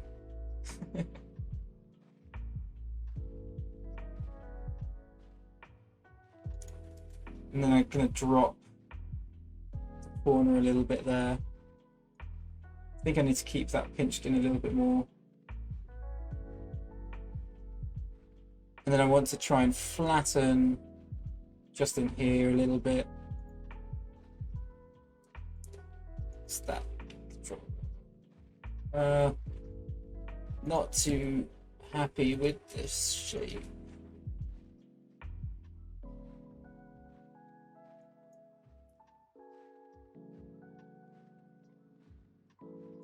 Let's have a look at my ref again, see if there's anything that was going to help. Okay, I'm really pushing the rough.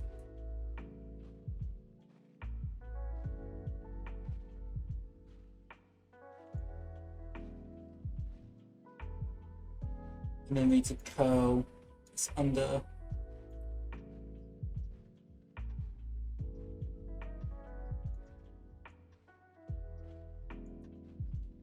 I want to try and clean up that shape, but it's quite tricky. And bring that down to connect. I'm not particularly happy with the shape. One feels quite flat and one feels quite straight in here. So I'm going to see if I can smooth that out a little bit. It's quite tricky.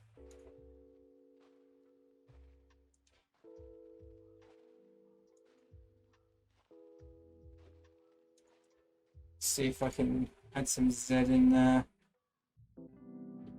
Make it a little bit more graphic. I'm going to revise this. I'm not happy, but I'll push it for jaw needs to clench.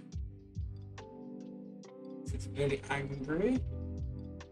And then he's going to flare up his nostrils.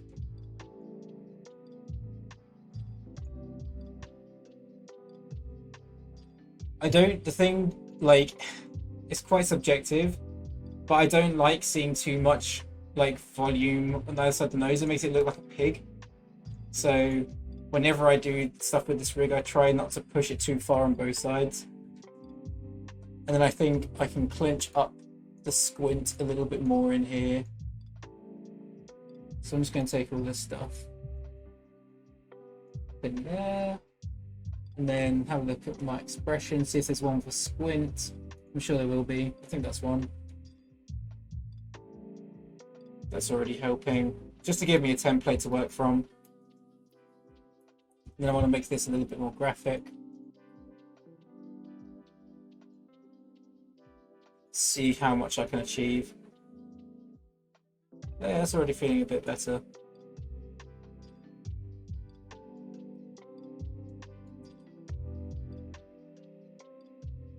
I do want to make him feel pretty angry here, so I'm probably going to raise the white in his eyes.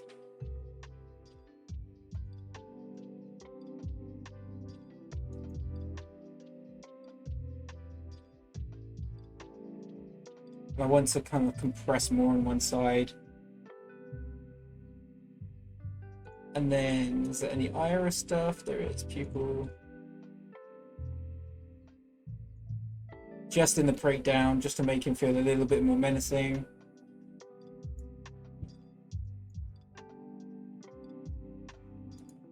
think we can push some of the brow. I feel like I've pushed the pupils a bit too much. They were already pretty small, so I don't want to go too far.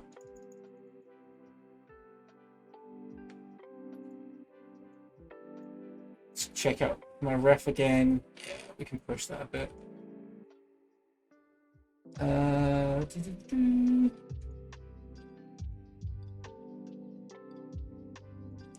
Let's mirror that. Come on.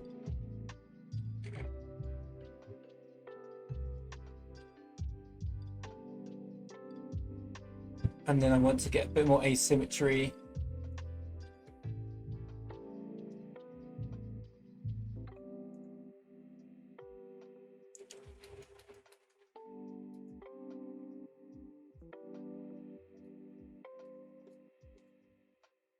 I'm tempted to furrow them further down. Yeah, that feels better.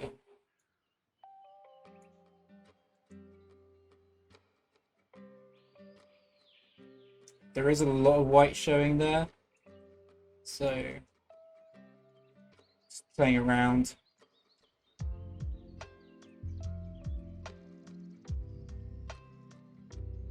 That feels a bit better. And then I think we can compress the face a little bit more.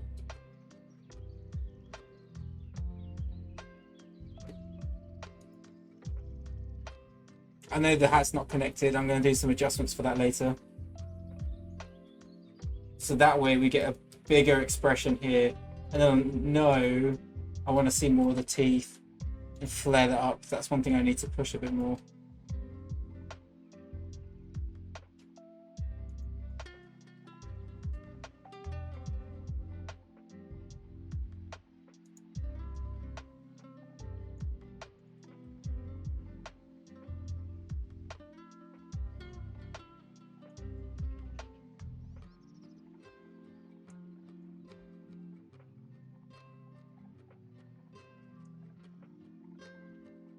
I want to push this corner in more.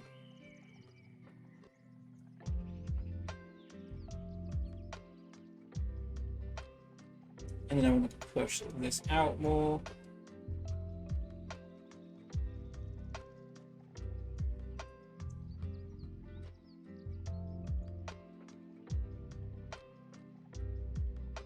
Then I'm going to change the width in here. Just bringing out that asymmetry. That already feels a bit better.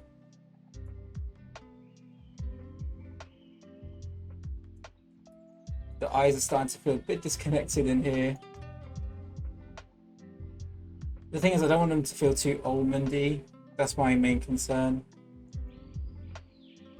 They do start to a little bit, which I don't like, but that's part of the rig.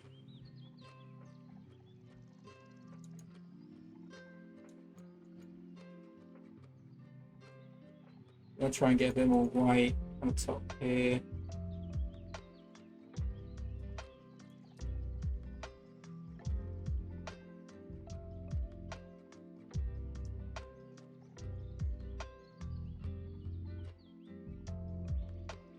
Thinking here, the shoulders are coming up too early.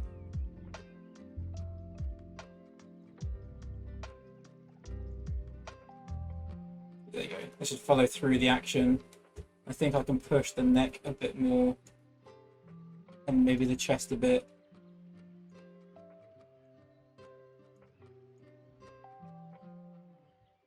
And then I want to get a bit more of an arc coming around on the head here.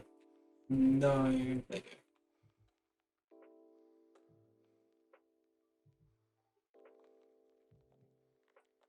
Then fix that shoulder back again.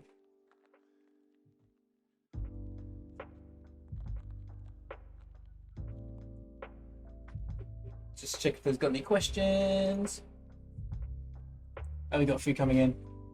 The inner back teeth looks off. Yeah, I'm gonna fix teeth later. Never mind. We don't see it anymore. Yeah, he's mad. Also, Animate looks so nifty. Yeah, it's great. We don't get current discount anymore. Hey Aaron, maybe we've already answered it, but do you have a link for that pickup? I don't, but I can give it to you. I think this one that I made. Yeah, I'll send a link to like a Google Drive thing in the after the. I'll post it on Twitter, just in the in the advertisement that I made for this stream. I'll just post it in the comments if anyone wants it.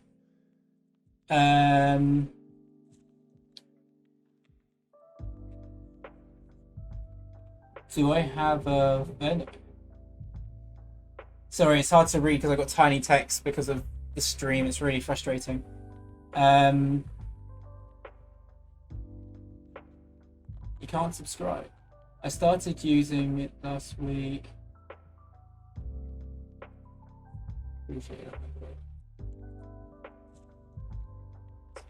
Sorry, you've asked if I have something, but I can't read it because it's in the text. Hold on, let me just move this out of the way for a second. Is that supposed to be a Vimeo? I'm not sure. Sorry. Venmo is like a PayPal. Oh! No, sorry, I don't. Don't worry about that. I'll just send you a link to the picker in Twitter and then you can download it.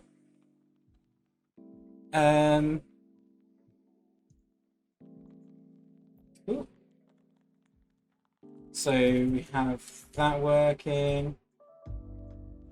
It's a good point that you mentioned about back teeth though, because that is a general rule of thumb that I tend to avoid using, so I would cheat. Oh no.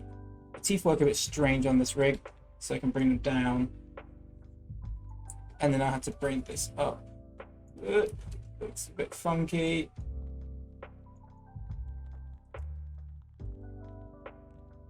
But we would try to like flatten off teeth just for appeal. Generally, you try to show as little bottom teeth as possible.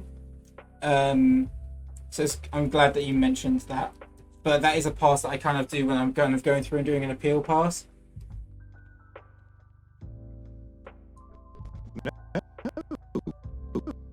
I think in here, I'm going to add another breakdown.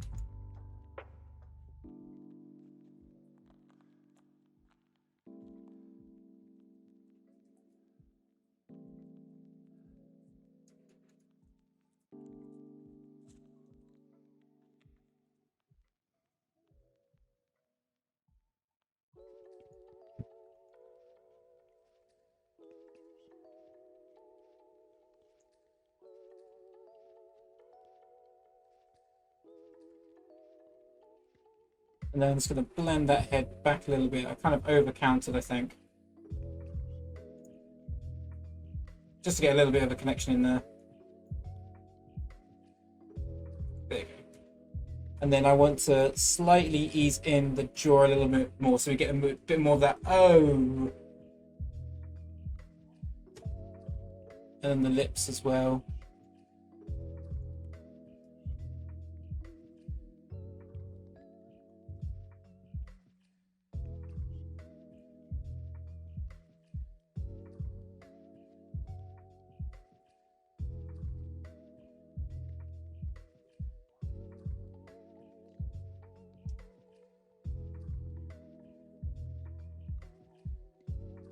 I think the blink comes in too early here, so I'm going to do a tweak on the breakdown and make a key here.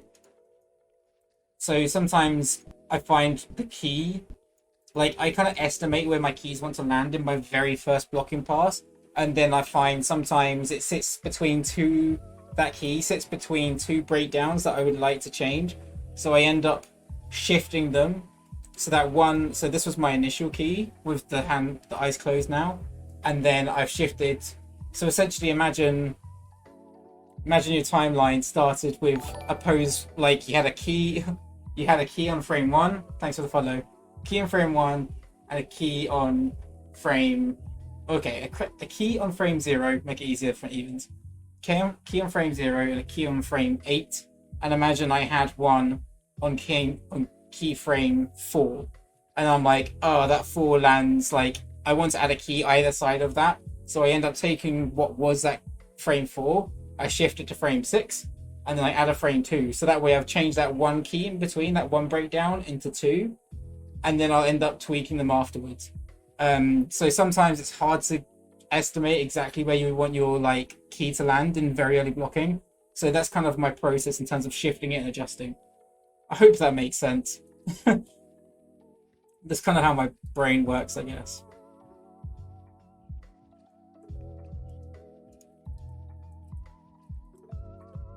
So I like this expression here. There's like something that I do with my face that looks slightly disgusted, where it's like slightly more snarl coming in, and it kind of relaxes. So I want to push the ooh more. I'll get more into specific shapes later, but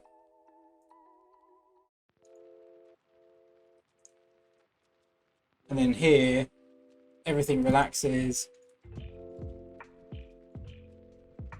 And I want to kind of start to snarl.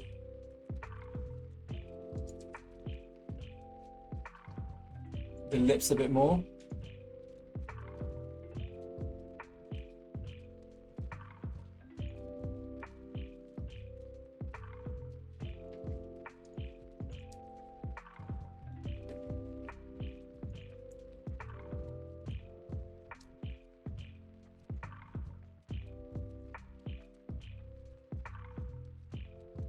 Again, just trying to make something a little graphic.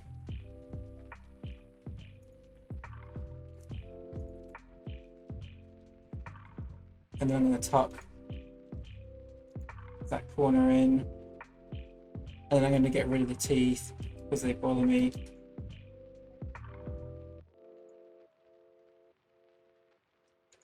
There you go, something like that. But he has that bit more of like a disgusted look.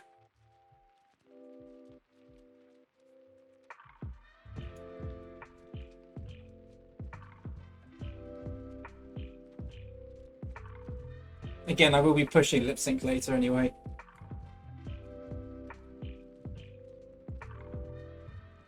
And then there's going to be a nice... I like the little eye, like in here. This specific face expression I make in my reference, I really like. Where he just looks like, what's wrong with you? Like, I don't even understand. It's subtle, but like, the delayed blink as it comes around it says something super specific, which I really like, so I'll definitely be implementing that. I think in here I need to make the head turn a bit more round. I think it's good, like this section could be a bit slower.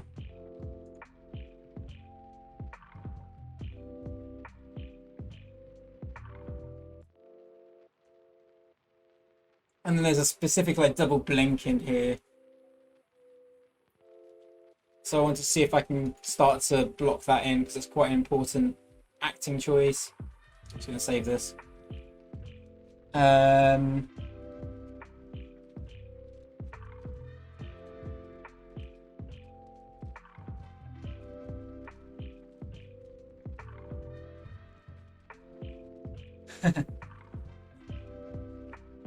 Yeah, I hope you guys are enjoying this. Let me know if there's anything that you think could be better. I know it's probably quite a slow process because I'm kind of like thinking as I'm going along. And this is kind of like rough.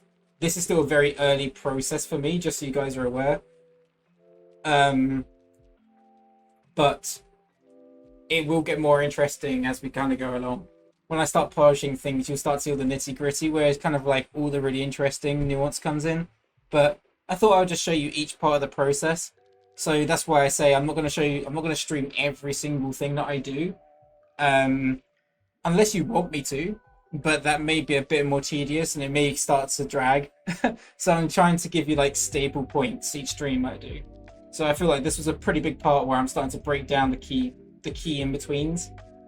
And then yeah, I'll probably, once I'm happy with spline bake, I'll kind of show you my spline bake process. Like, after it's baked on twos and I haven't touched anything, that's the next part that I'll show you guys. if that's what you think would be interesting. If there's another part of the process that you specifically want to see, let me know, and then I'll try and stream that instead.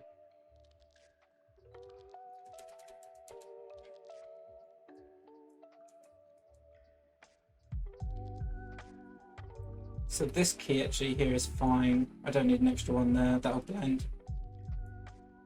But here,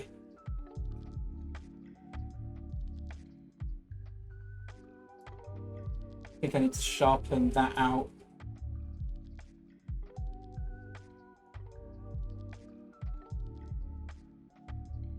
And then I'm gonna soften the eyes a little bit there.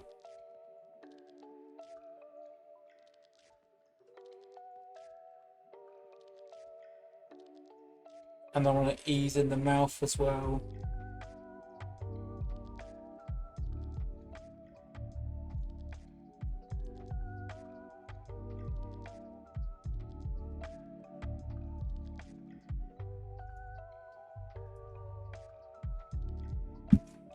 And then I'm just gonna get the eyes here and just make the lower lids a little lower so that we can read the expression a little bit more. And then maybe gotta find the there's the blink. So the blink's at 5 at the moment. So it's something like here.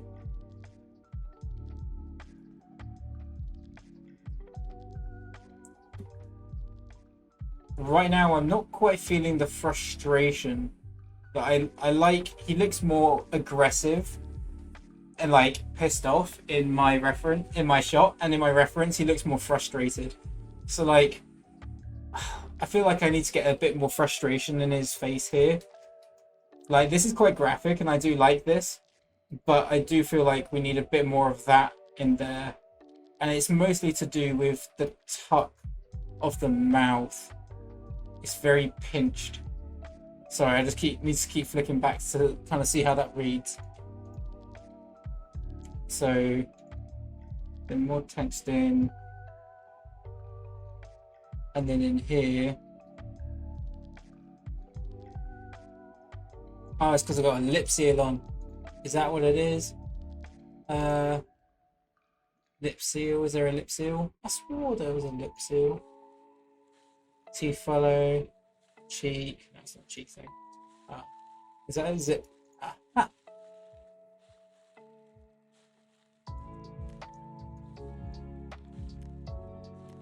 So I want to pinch in here to feel a bit of that frustration coming through. Even that already feels a bit more frustrated in the lips. And then I think in the brow, I need to see more of the eyes, a bit more white in the eye, where he's just like, oh, like he feels stressed.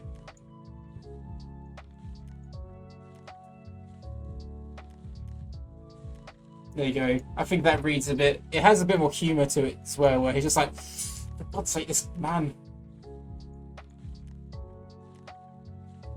Yeah, that reads a lot better to me.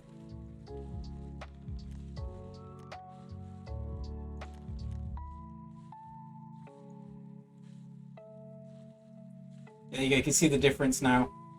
Roughly. I mean, I know the eyes were like still in the like closed process, but you can still feel the frustration a bit more. So I'm just going to blend the lips through a bit.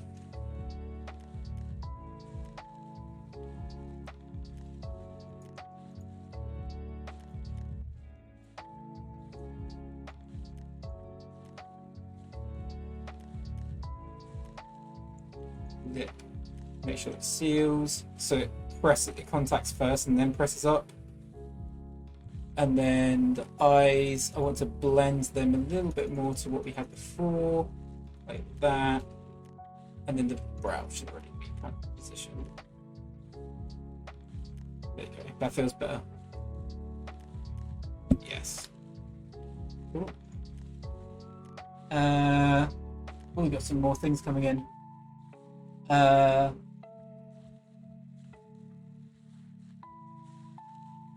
sorry. I'm missing some more comments. Sorry, I'm just gonna have to shift this and raise it. Hold on, I'm just gonna raise the text. I usually wouldn't have to do this, but it just helps me. Your stream says parked when I go there. Really key poses. But can you share the plan of this shot? The plan of this shot is at the beginning of the stream. You should have the entire thing. If not, I'm going to upload the entire stream to YouTube, so you will see it. This is a great part of the process and how you go about it. Yeah, different stages will be very cool. I'll be really curious to see what polish stage looks like. Oh yeah, we'll be streaming the polish for sure. It may take a little while until we get there, but we'll get there, don't worry. I'll be streaming that 100%. It's also about time I get back to animating and do a stream. Well, have a good one, Veronica. Thanks for joining us, really appreciate it. Do you work with the head follow the chest or parent to the world? I have the head follow world space. Yeah. Essentially, it just gives me more control when I'm tracking arcs, but I'm still thinking about the connection. Yeah, I'm still thinking about how the head and its rotations connect to the rest of the body as I block, but I prefer to have it in world space. That way, when I move the chest or I move the neck, then at least it's not manipulating an angle that I'm not trying to change. That's my mindset. I don't think there's a right or wrong way. It's what works for you. I just find it frustrating when you're manipulating one thing, and even if it does connect with the head, you're still having to counter a lot constantly. And especially when you're making minor adjustments, you don't want to have to constantly be making changes to other parts of the controls. So I would rather go in and do that manually with a conscious decision that I've made myself. I hope that makes sense. Are you working with a Cintiq or a mouse? I work with a mouse. I tried using... I mean, I've never used a Cintiq in my life. I wish I had. I tried using a tablet for a time because loads of people started using them. And I couldn't get on with it. I still use a mouse.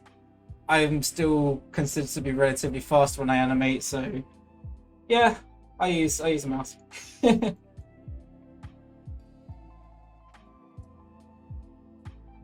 In here, I think the arms need to sharpen.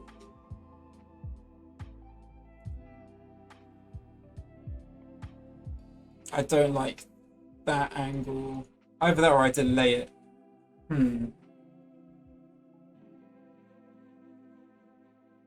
No, I want to lead. So I'm going to lead that elbow round.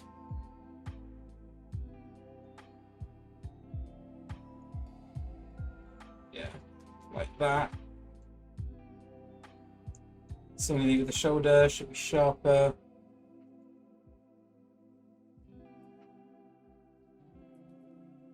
And I'm going to get a slight arc to the head with the neck there. I'm going to drag the head. So see, that's a perfect example we were just discussing. So I'm dragging the head with a conscious decision that I've made myself, as opposed to it doing it for me and then I counter.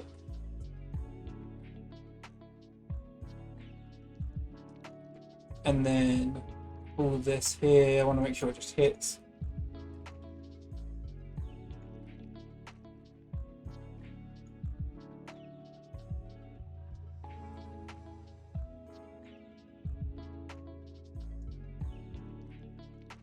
They have a little roll off the wrist there.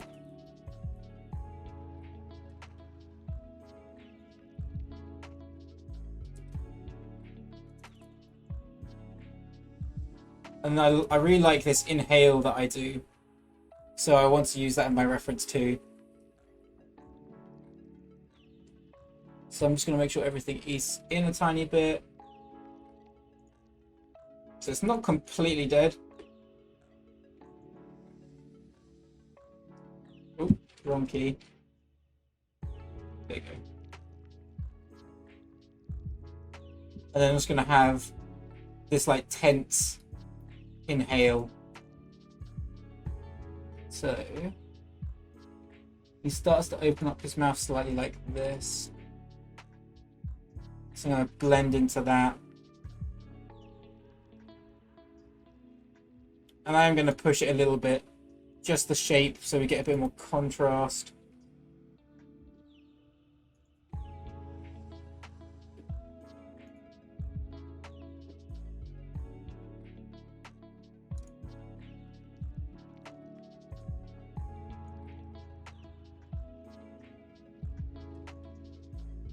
And then there's a bit more tension in the brows and the eyes as well, so he gets a little angrier.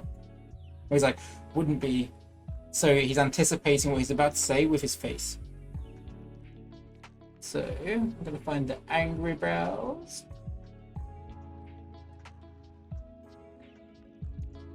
And then I'm going to push them. And then his eyes too.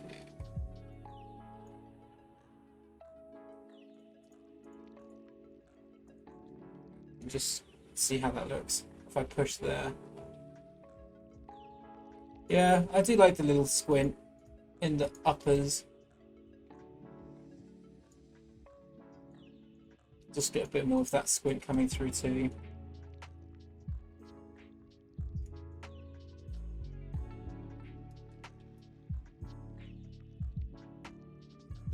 I don't know actually. I'm not sure how I feel about the eyes on the lower half, the lower lids. I might end up doing the opposite. See how it looks if they just go bigger. It might have a bit more contrast and make that read a bit clearer. So, I wonder how this is going to work. So I'm going to scale to the left, but I want to go the opposite of it. So how does, that's going to flatten. I wonder if I can undershoot. Will that work? It didn't really work. That's fine. It's because the other key is the same. Yeah, I think that just reads a bit better. I'm going to push the white on the top though.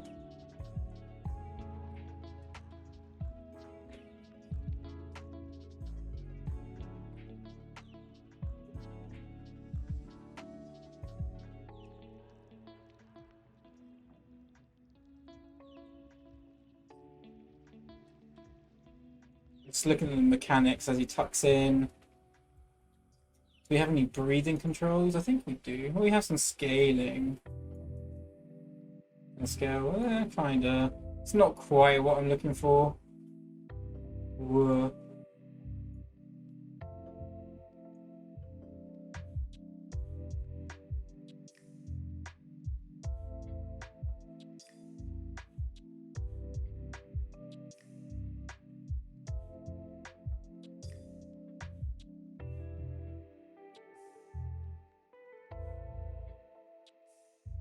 I think I can, yeah, we can definitely push this more.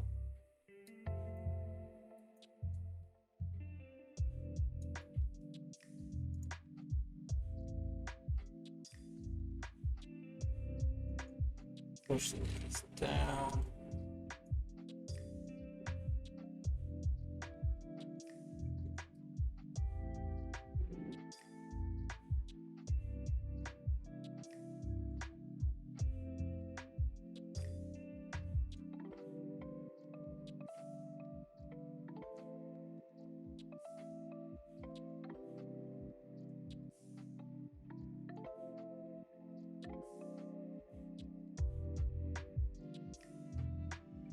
I want to push his eye direction a bit more. It's tricky because the eye direction doesn't quite match. Thanks for the follow. The eye direction doesn't quite follow exactly what the what my ref does, and my ref makes it read a bit clearer. So I'm going to see if I can get close to it. And I want to push the fury in his brows a bit more. There you go.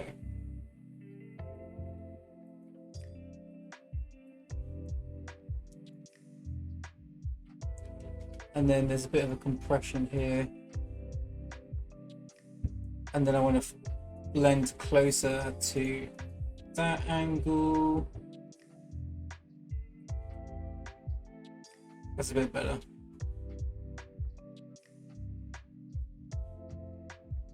And I want to compress his face a bit.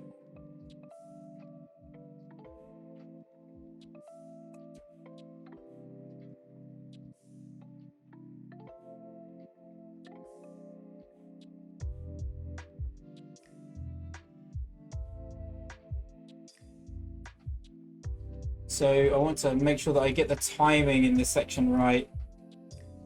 See if there's questions. Yeah, mouse gang. Yeah. Makes it cool. Did you build that library of expressions or did it come with the rig? It came with the rig, which I love. That's the first rig I've bought where it came with a library and I was like, yes. Because usually I make my own. Like I have one for Ray that I made by myself. Which I think you can probably see here. So I made this one. We've got a bunch of expressions and then like phoneme stuff. Yeah, like a lot of stuff I've made for by myself. This is for a different personal projects that I did a while back, which I never finished. And I started to build a library for Bonnie, but I didn't get around to finishing it. But yeah, the one for... Yeah, there you go. I started to make a library for this shot, and then I realized it came with one. I was like, oh damn, okay, I'll use that instead.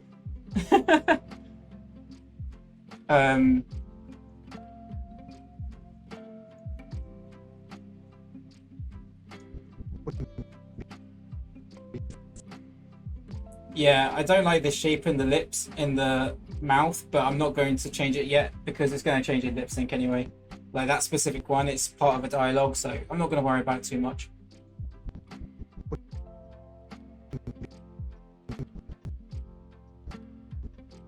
So in here, I want to make sure that I'm leading with the head. And the shoulders keep following through. Like this. Head starts to come round. Tucks in.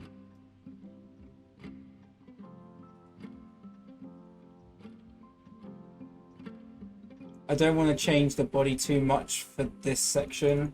It kind of rotates around too much. I think it's in the neck. I see what I'm doing. I'm going to reduce the shoulders.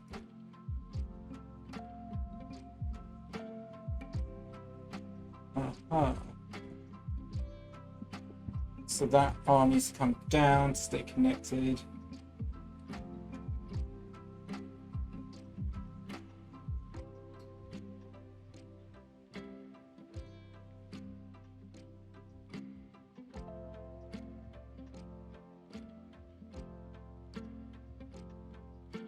Yeah, the neck is starting to collapse on itself here. So I've started to disconnect the body. So I'm going to counter the chest around and reconnect. There you go, the neck. It's mostly in the Y. There we go. The Y was starting to get a bit funky.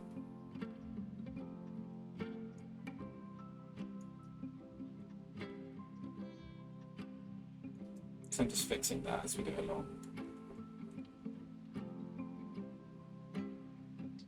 In here, I need to push this around again.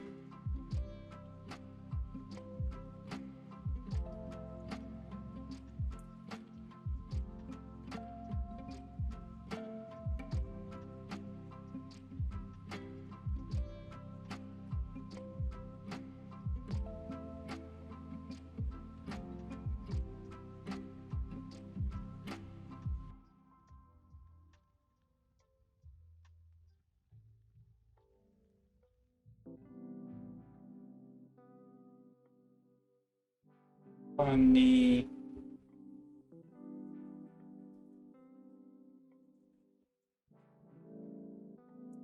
I really like this expression too. He holds in here. So I'm going to take the body and let that still ease in.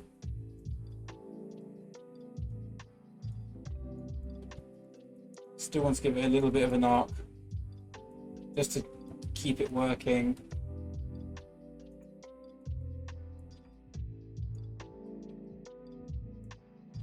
And keep the neck, the head rotating round slightly.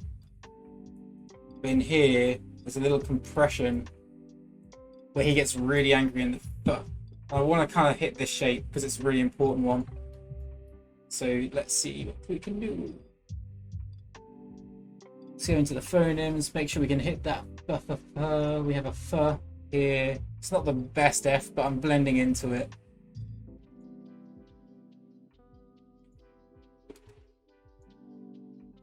So he still kind of keeps the snarl up on one side.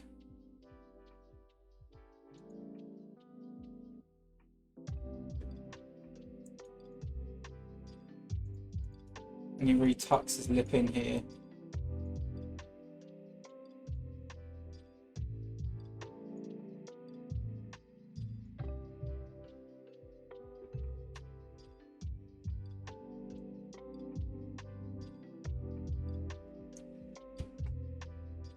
So just for the sake of blending,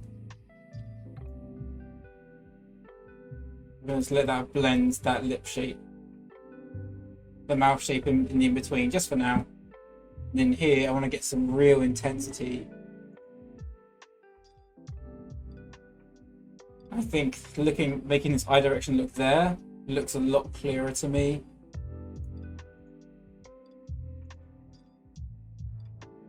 Yeah, that's already looking a lot better. Eyes need to look more intense. Brows come down.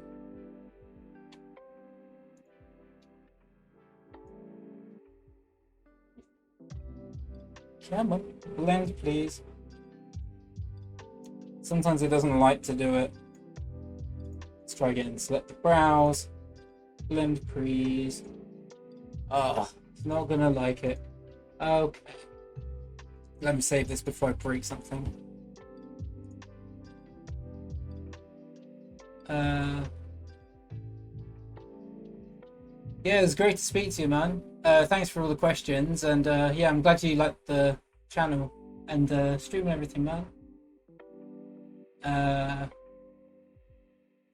Yes, I will share this. We were talking about this rig.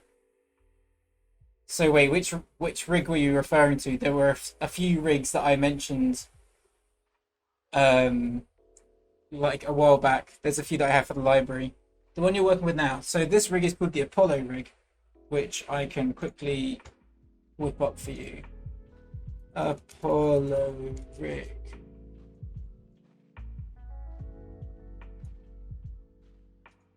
This guy.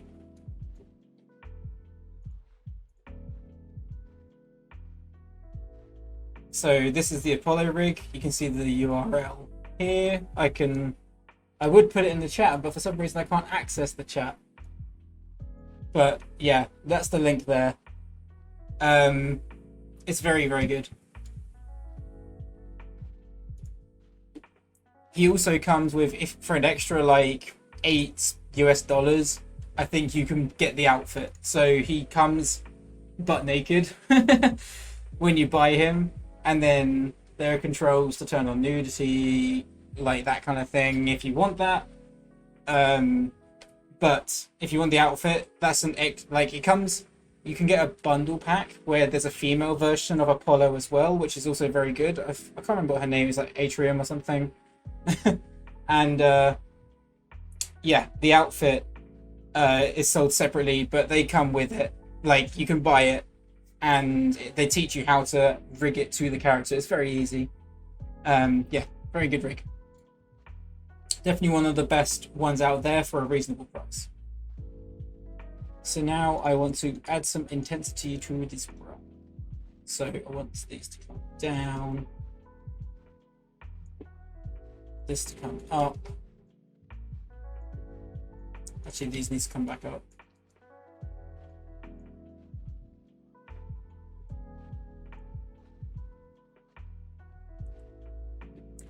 He does kind of need to look somewhere.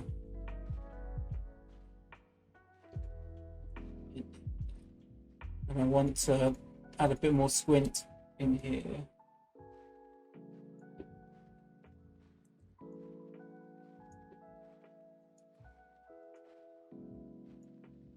And I want to show more white to the eye if I can.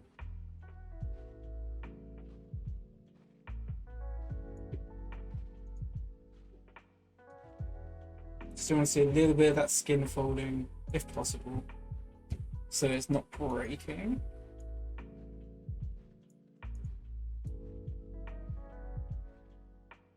I think I need to raise the brows generally. Yes, that's better. Grab those, bring those down a bit.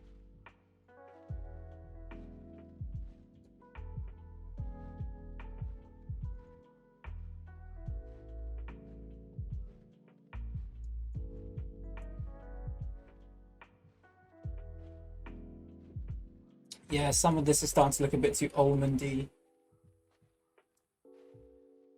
There you go. I just want to really feel that intensity there.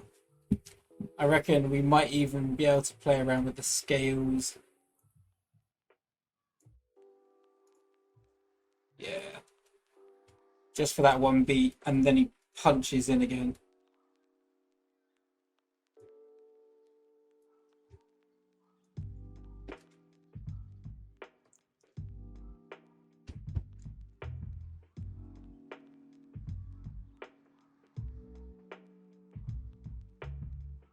And then I think they could be a little higher here.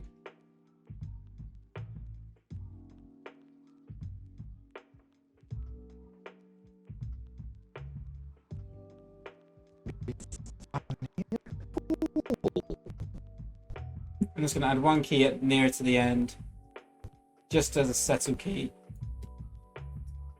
So I'm going to grab the entire rig, hit a key, blend into it. So the previous pose is now a blend key, and then I'm going to go into settle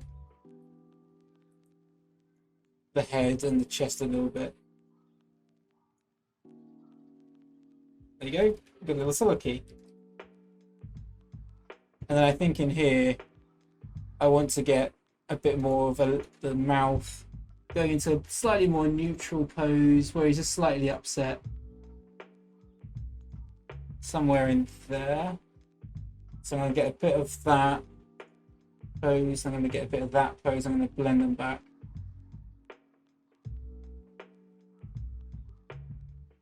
And then I just want to make that a little bit more graphic and appealing. And then I think we're good for this evening. I'll hit play blast and then we'll see how it feels. And then I'll probably give some notes to myself and then we'll call it a night. And yeah, we can look forward to the next one.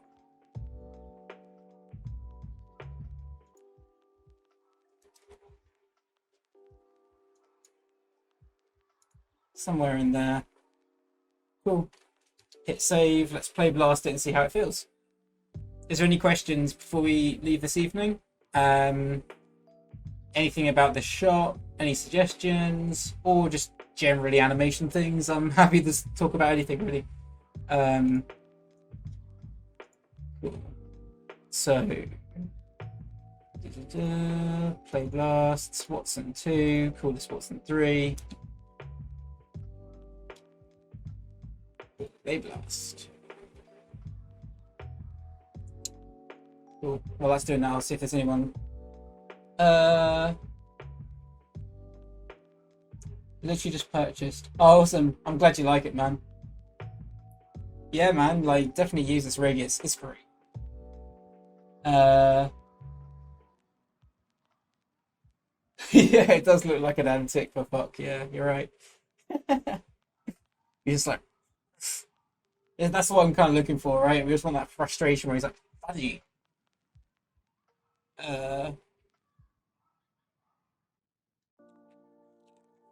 Yeah, for sure, man. Thank you so much for this evening. Yeah, I'm glad you liked it. I really appreciate everyone's suggestions and questions coming in. It's always great. Love speaking to all you guys. And it helps me learn too, as much as it helps you guys. So I really appreciate it. So thank you guys for joining too. I shall play this play blast a couple of times and then we'll call it a day. It'd be funny if we both got it wrong, eh? If I did the good thing and you did the bad one. No. Wouldn't be funny at all. Be funny if we both got it wrong, eh? If I did the good thing and you did the bad one. No. Wouldn't be funny at all. So I do actually like the funny at all bit. That's probably my favourite part, and it's probably because it's the most broad. But also, there is some spacing things which I think I can tighten up, especially around where are we? Be funny if we both got it wrong, eh? If I did the good thing and you did the bad one. There. So this settle, maybe in blocking, feels a bit too slow. I'll try and tighten up and see how it feels. Just that settle between those two keys, I think it could favour the second pose, just so it's tighter. That was the main one that stood out to me. No. And then I'm not too sure about the curl right now. There. Again, might need to be a bit sharper. It feels a bit pose to pose. Again, I'm going to break it up anyway, but... No. Wouldn't be funny at all. Yeah. I'm pretty happy with where we've got to this evening. Yeah.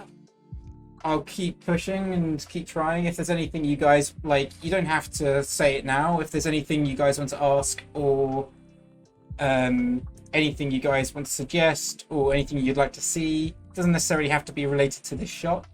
Just any kind of content, I'm curious to know. You can message me. All my links are in the top right of the screen. I'm probably the most active on Twitter and LinkedIn. So yeah, just fire me a message and we can chat. If not, hope you have a great evening, guys, and hope you learned something, and I'll speak to you guys soon.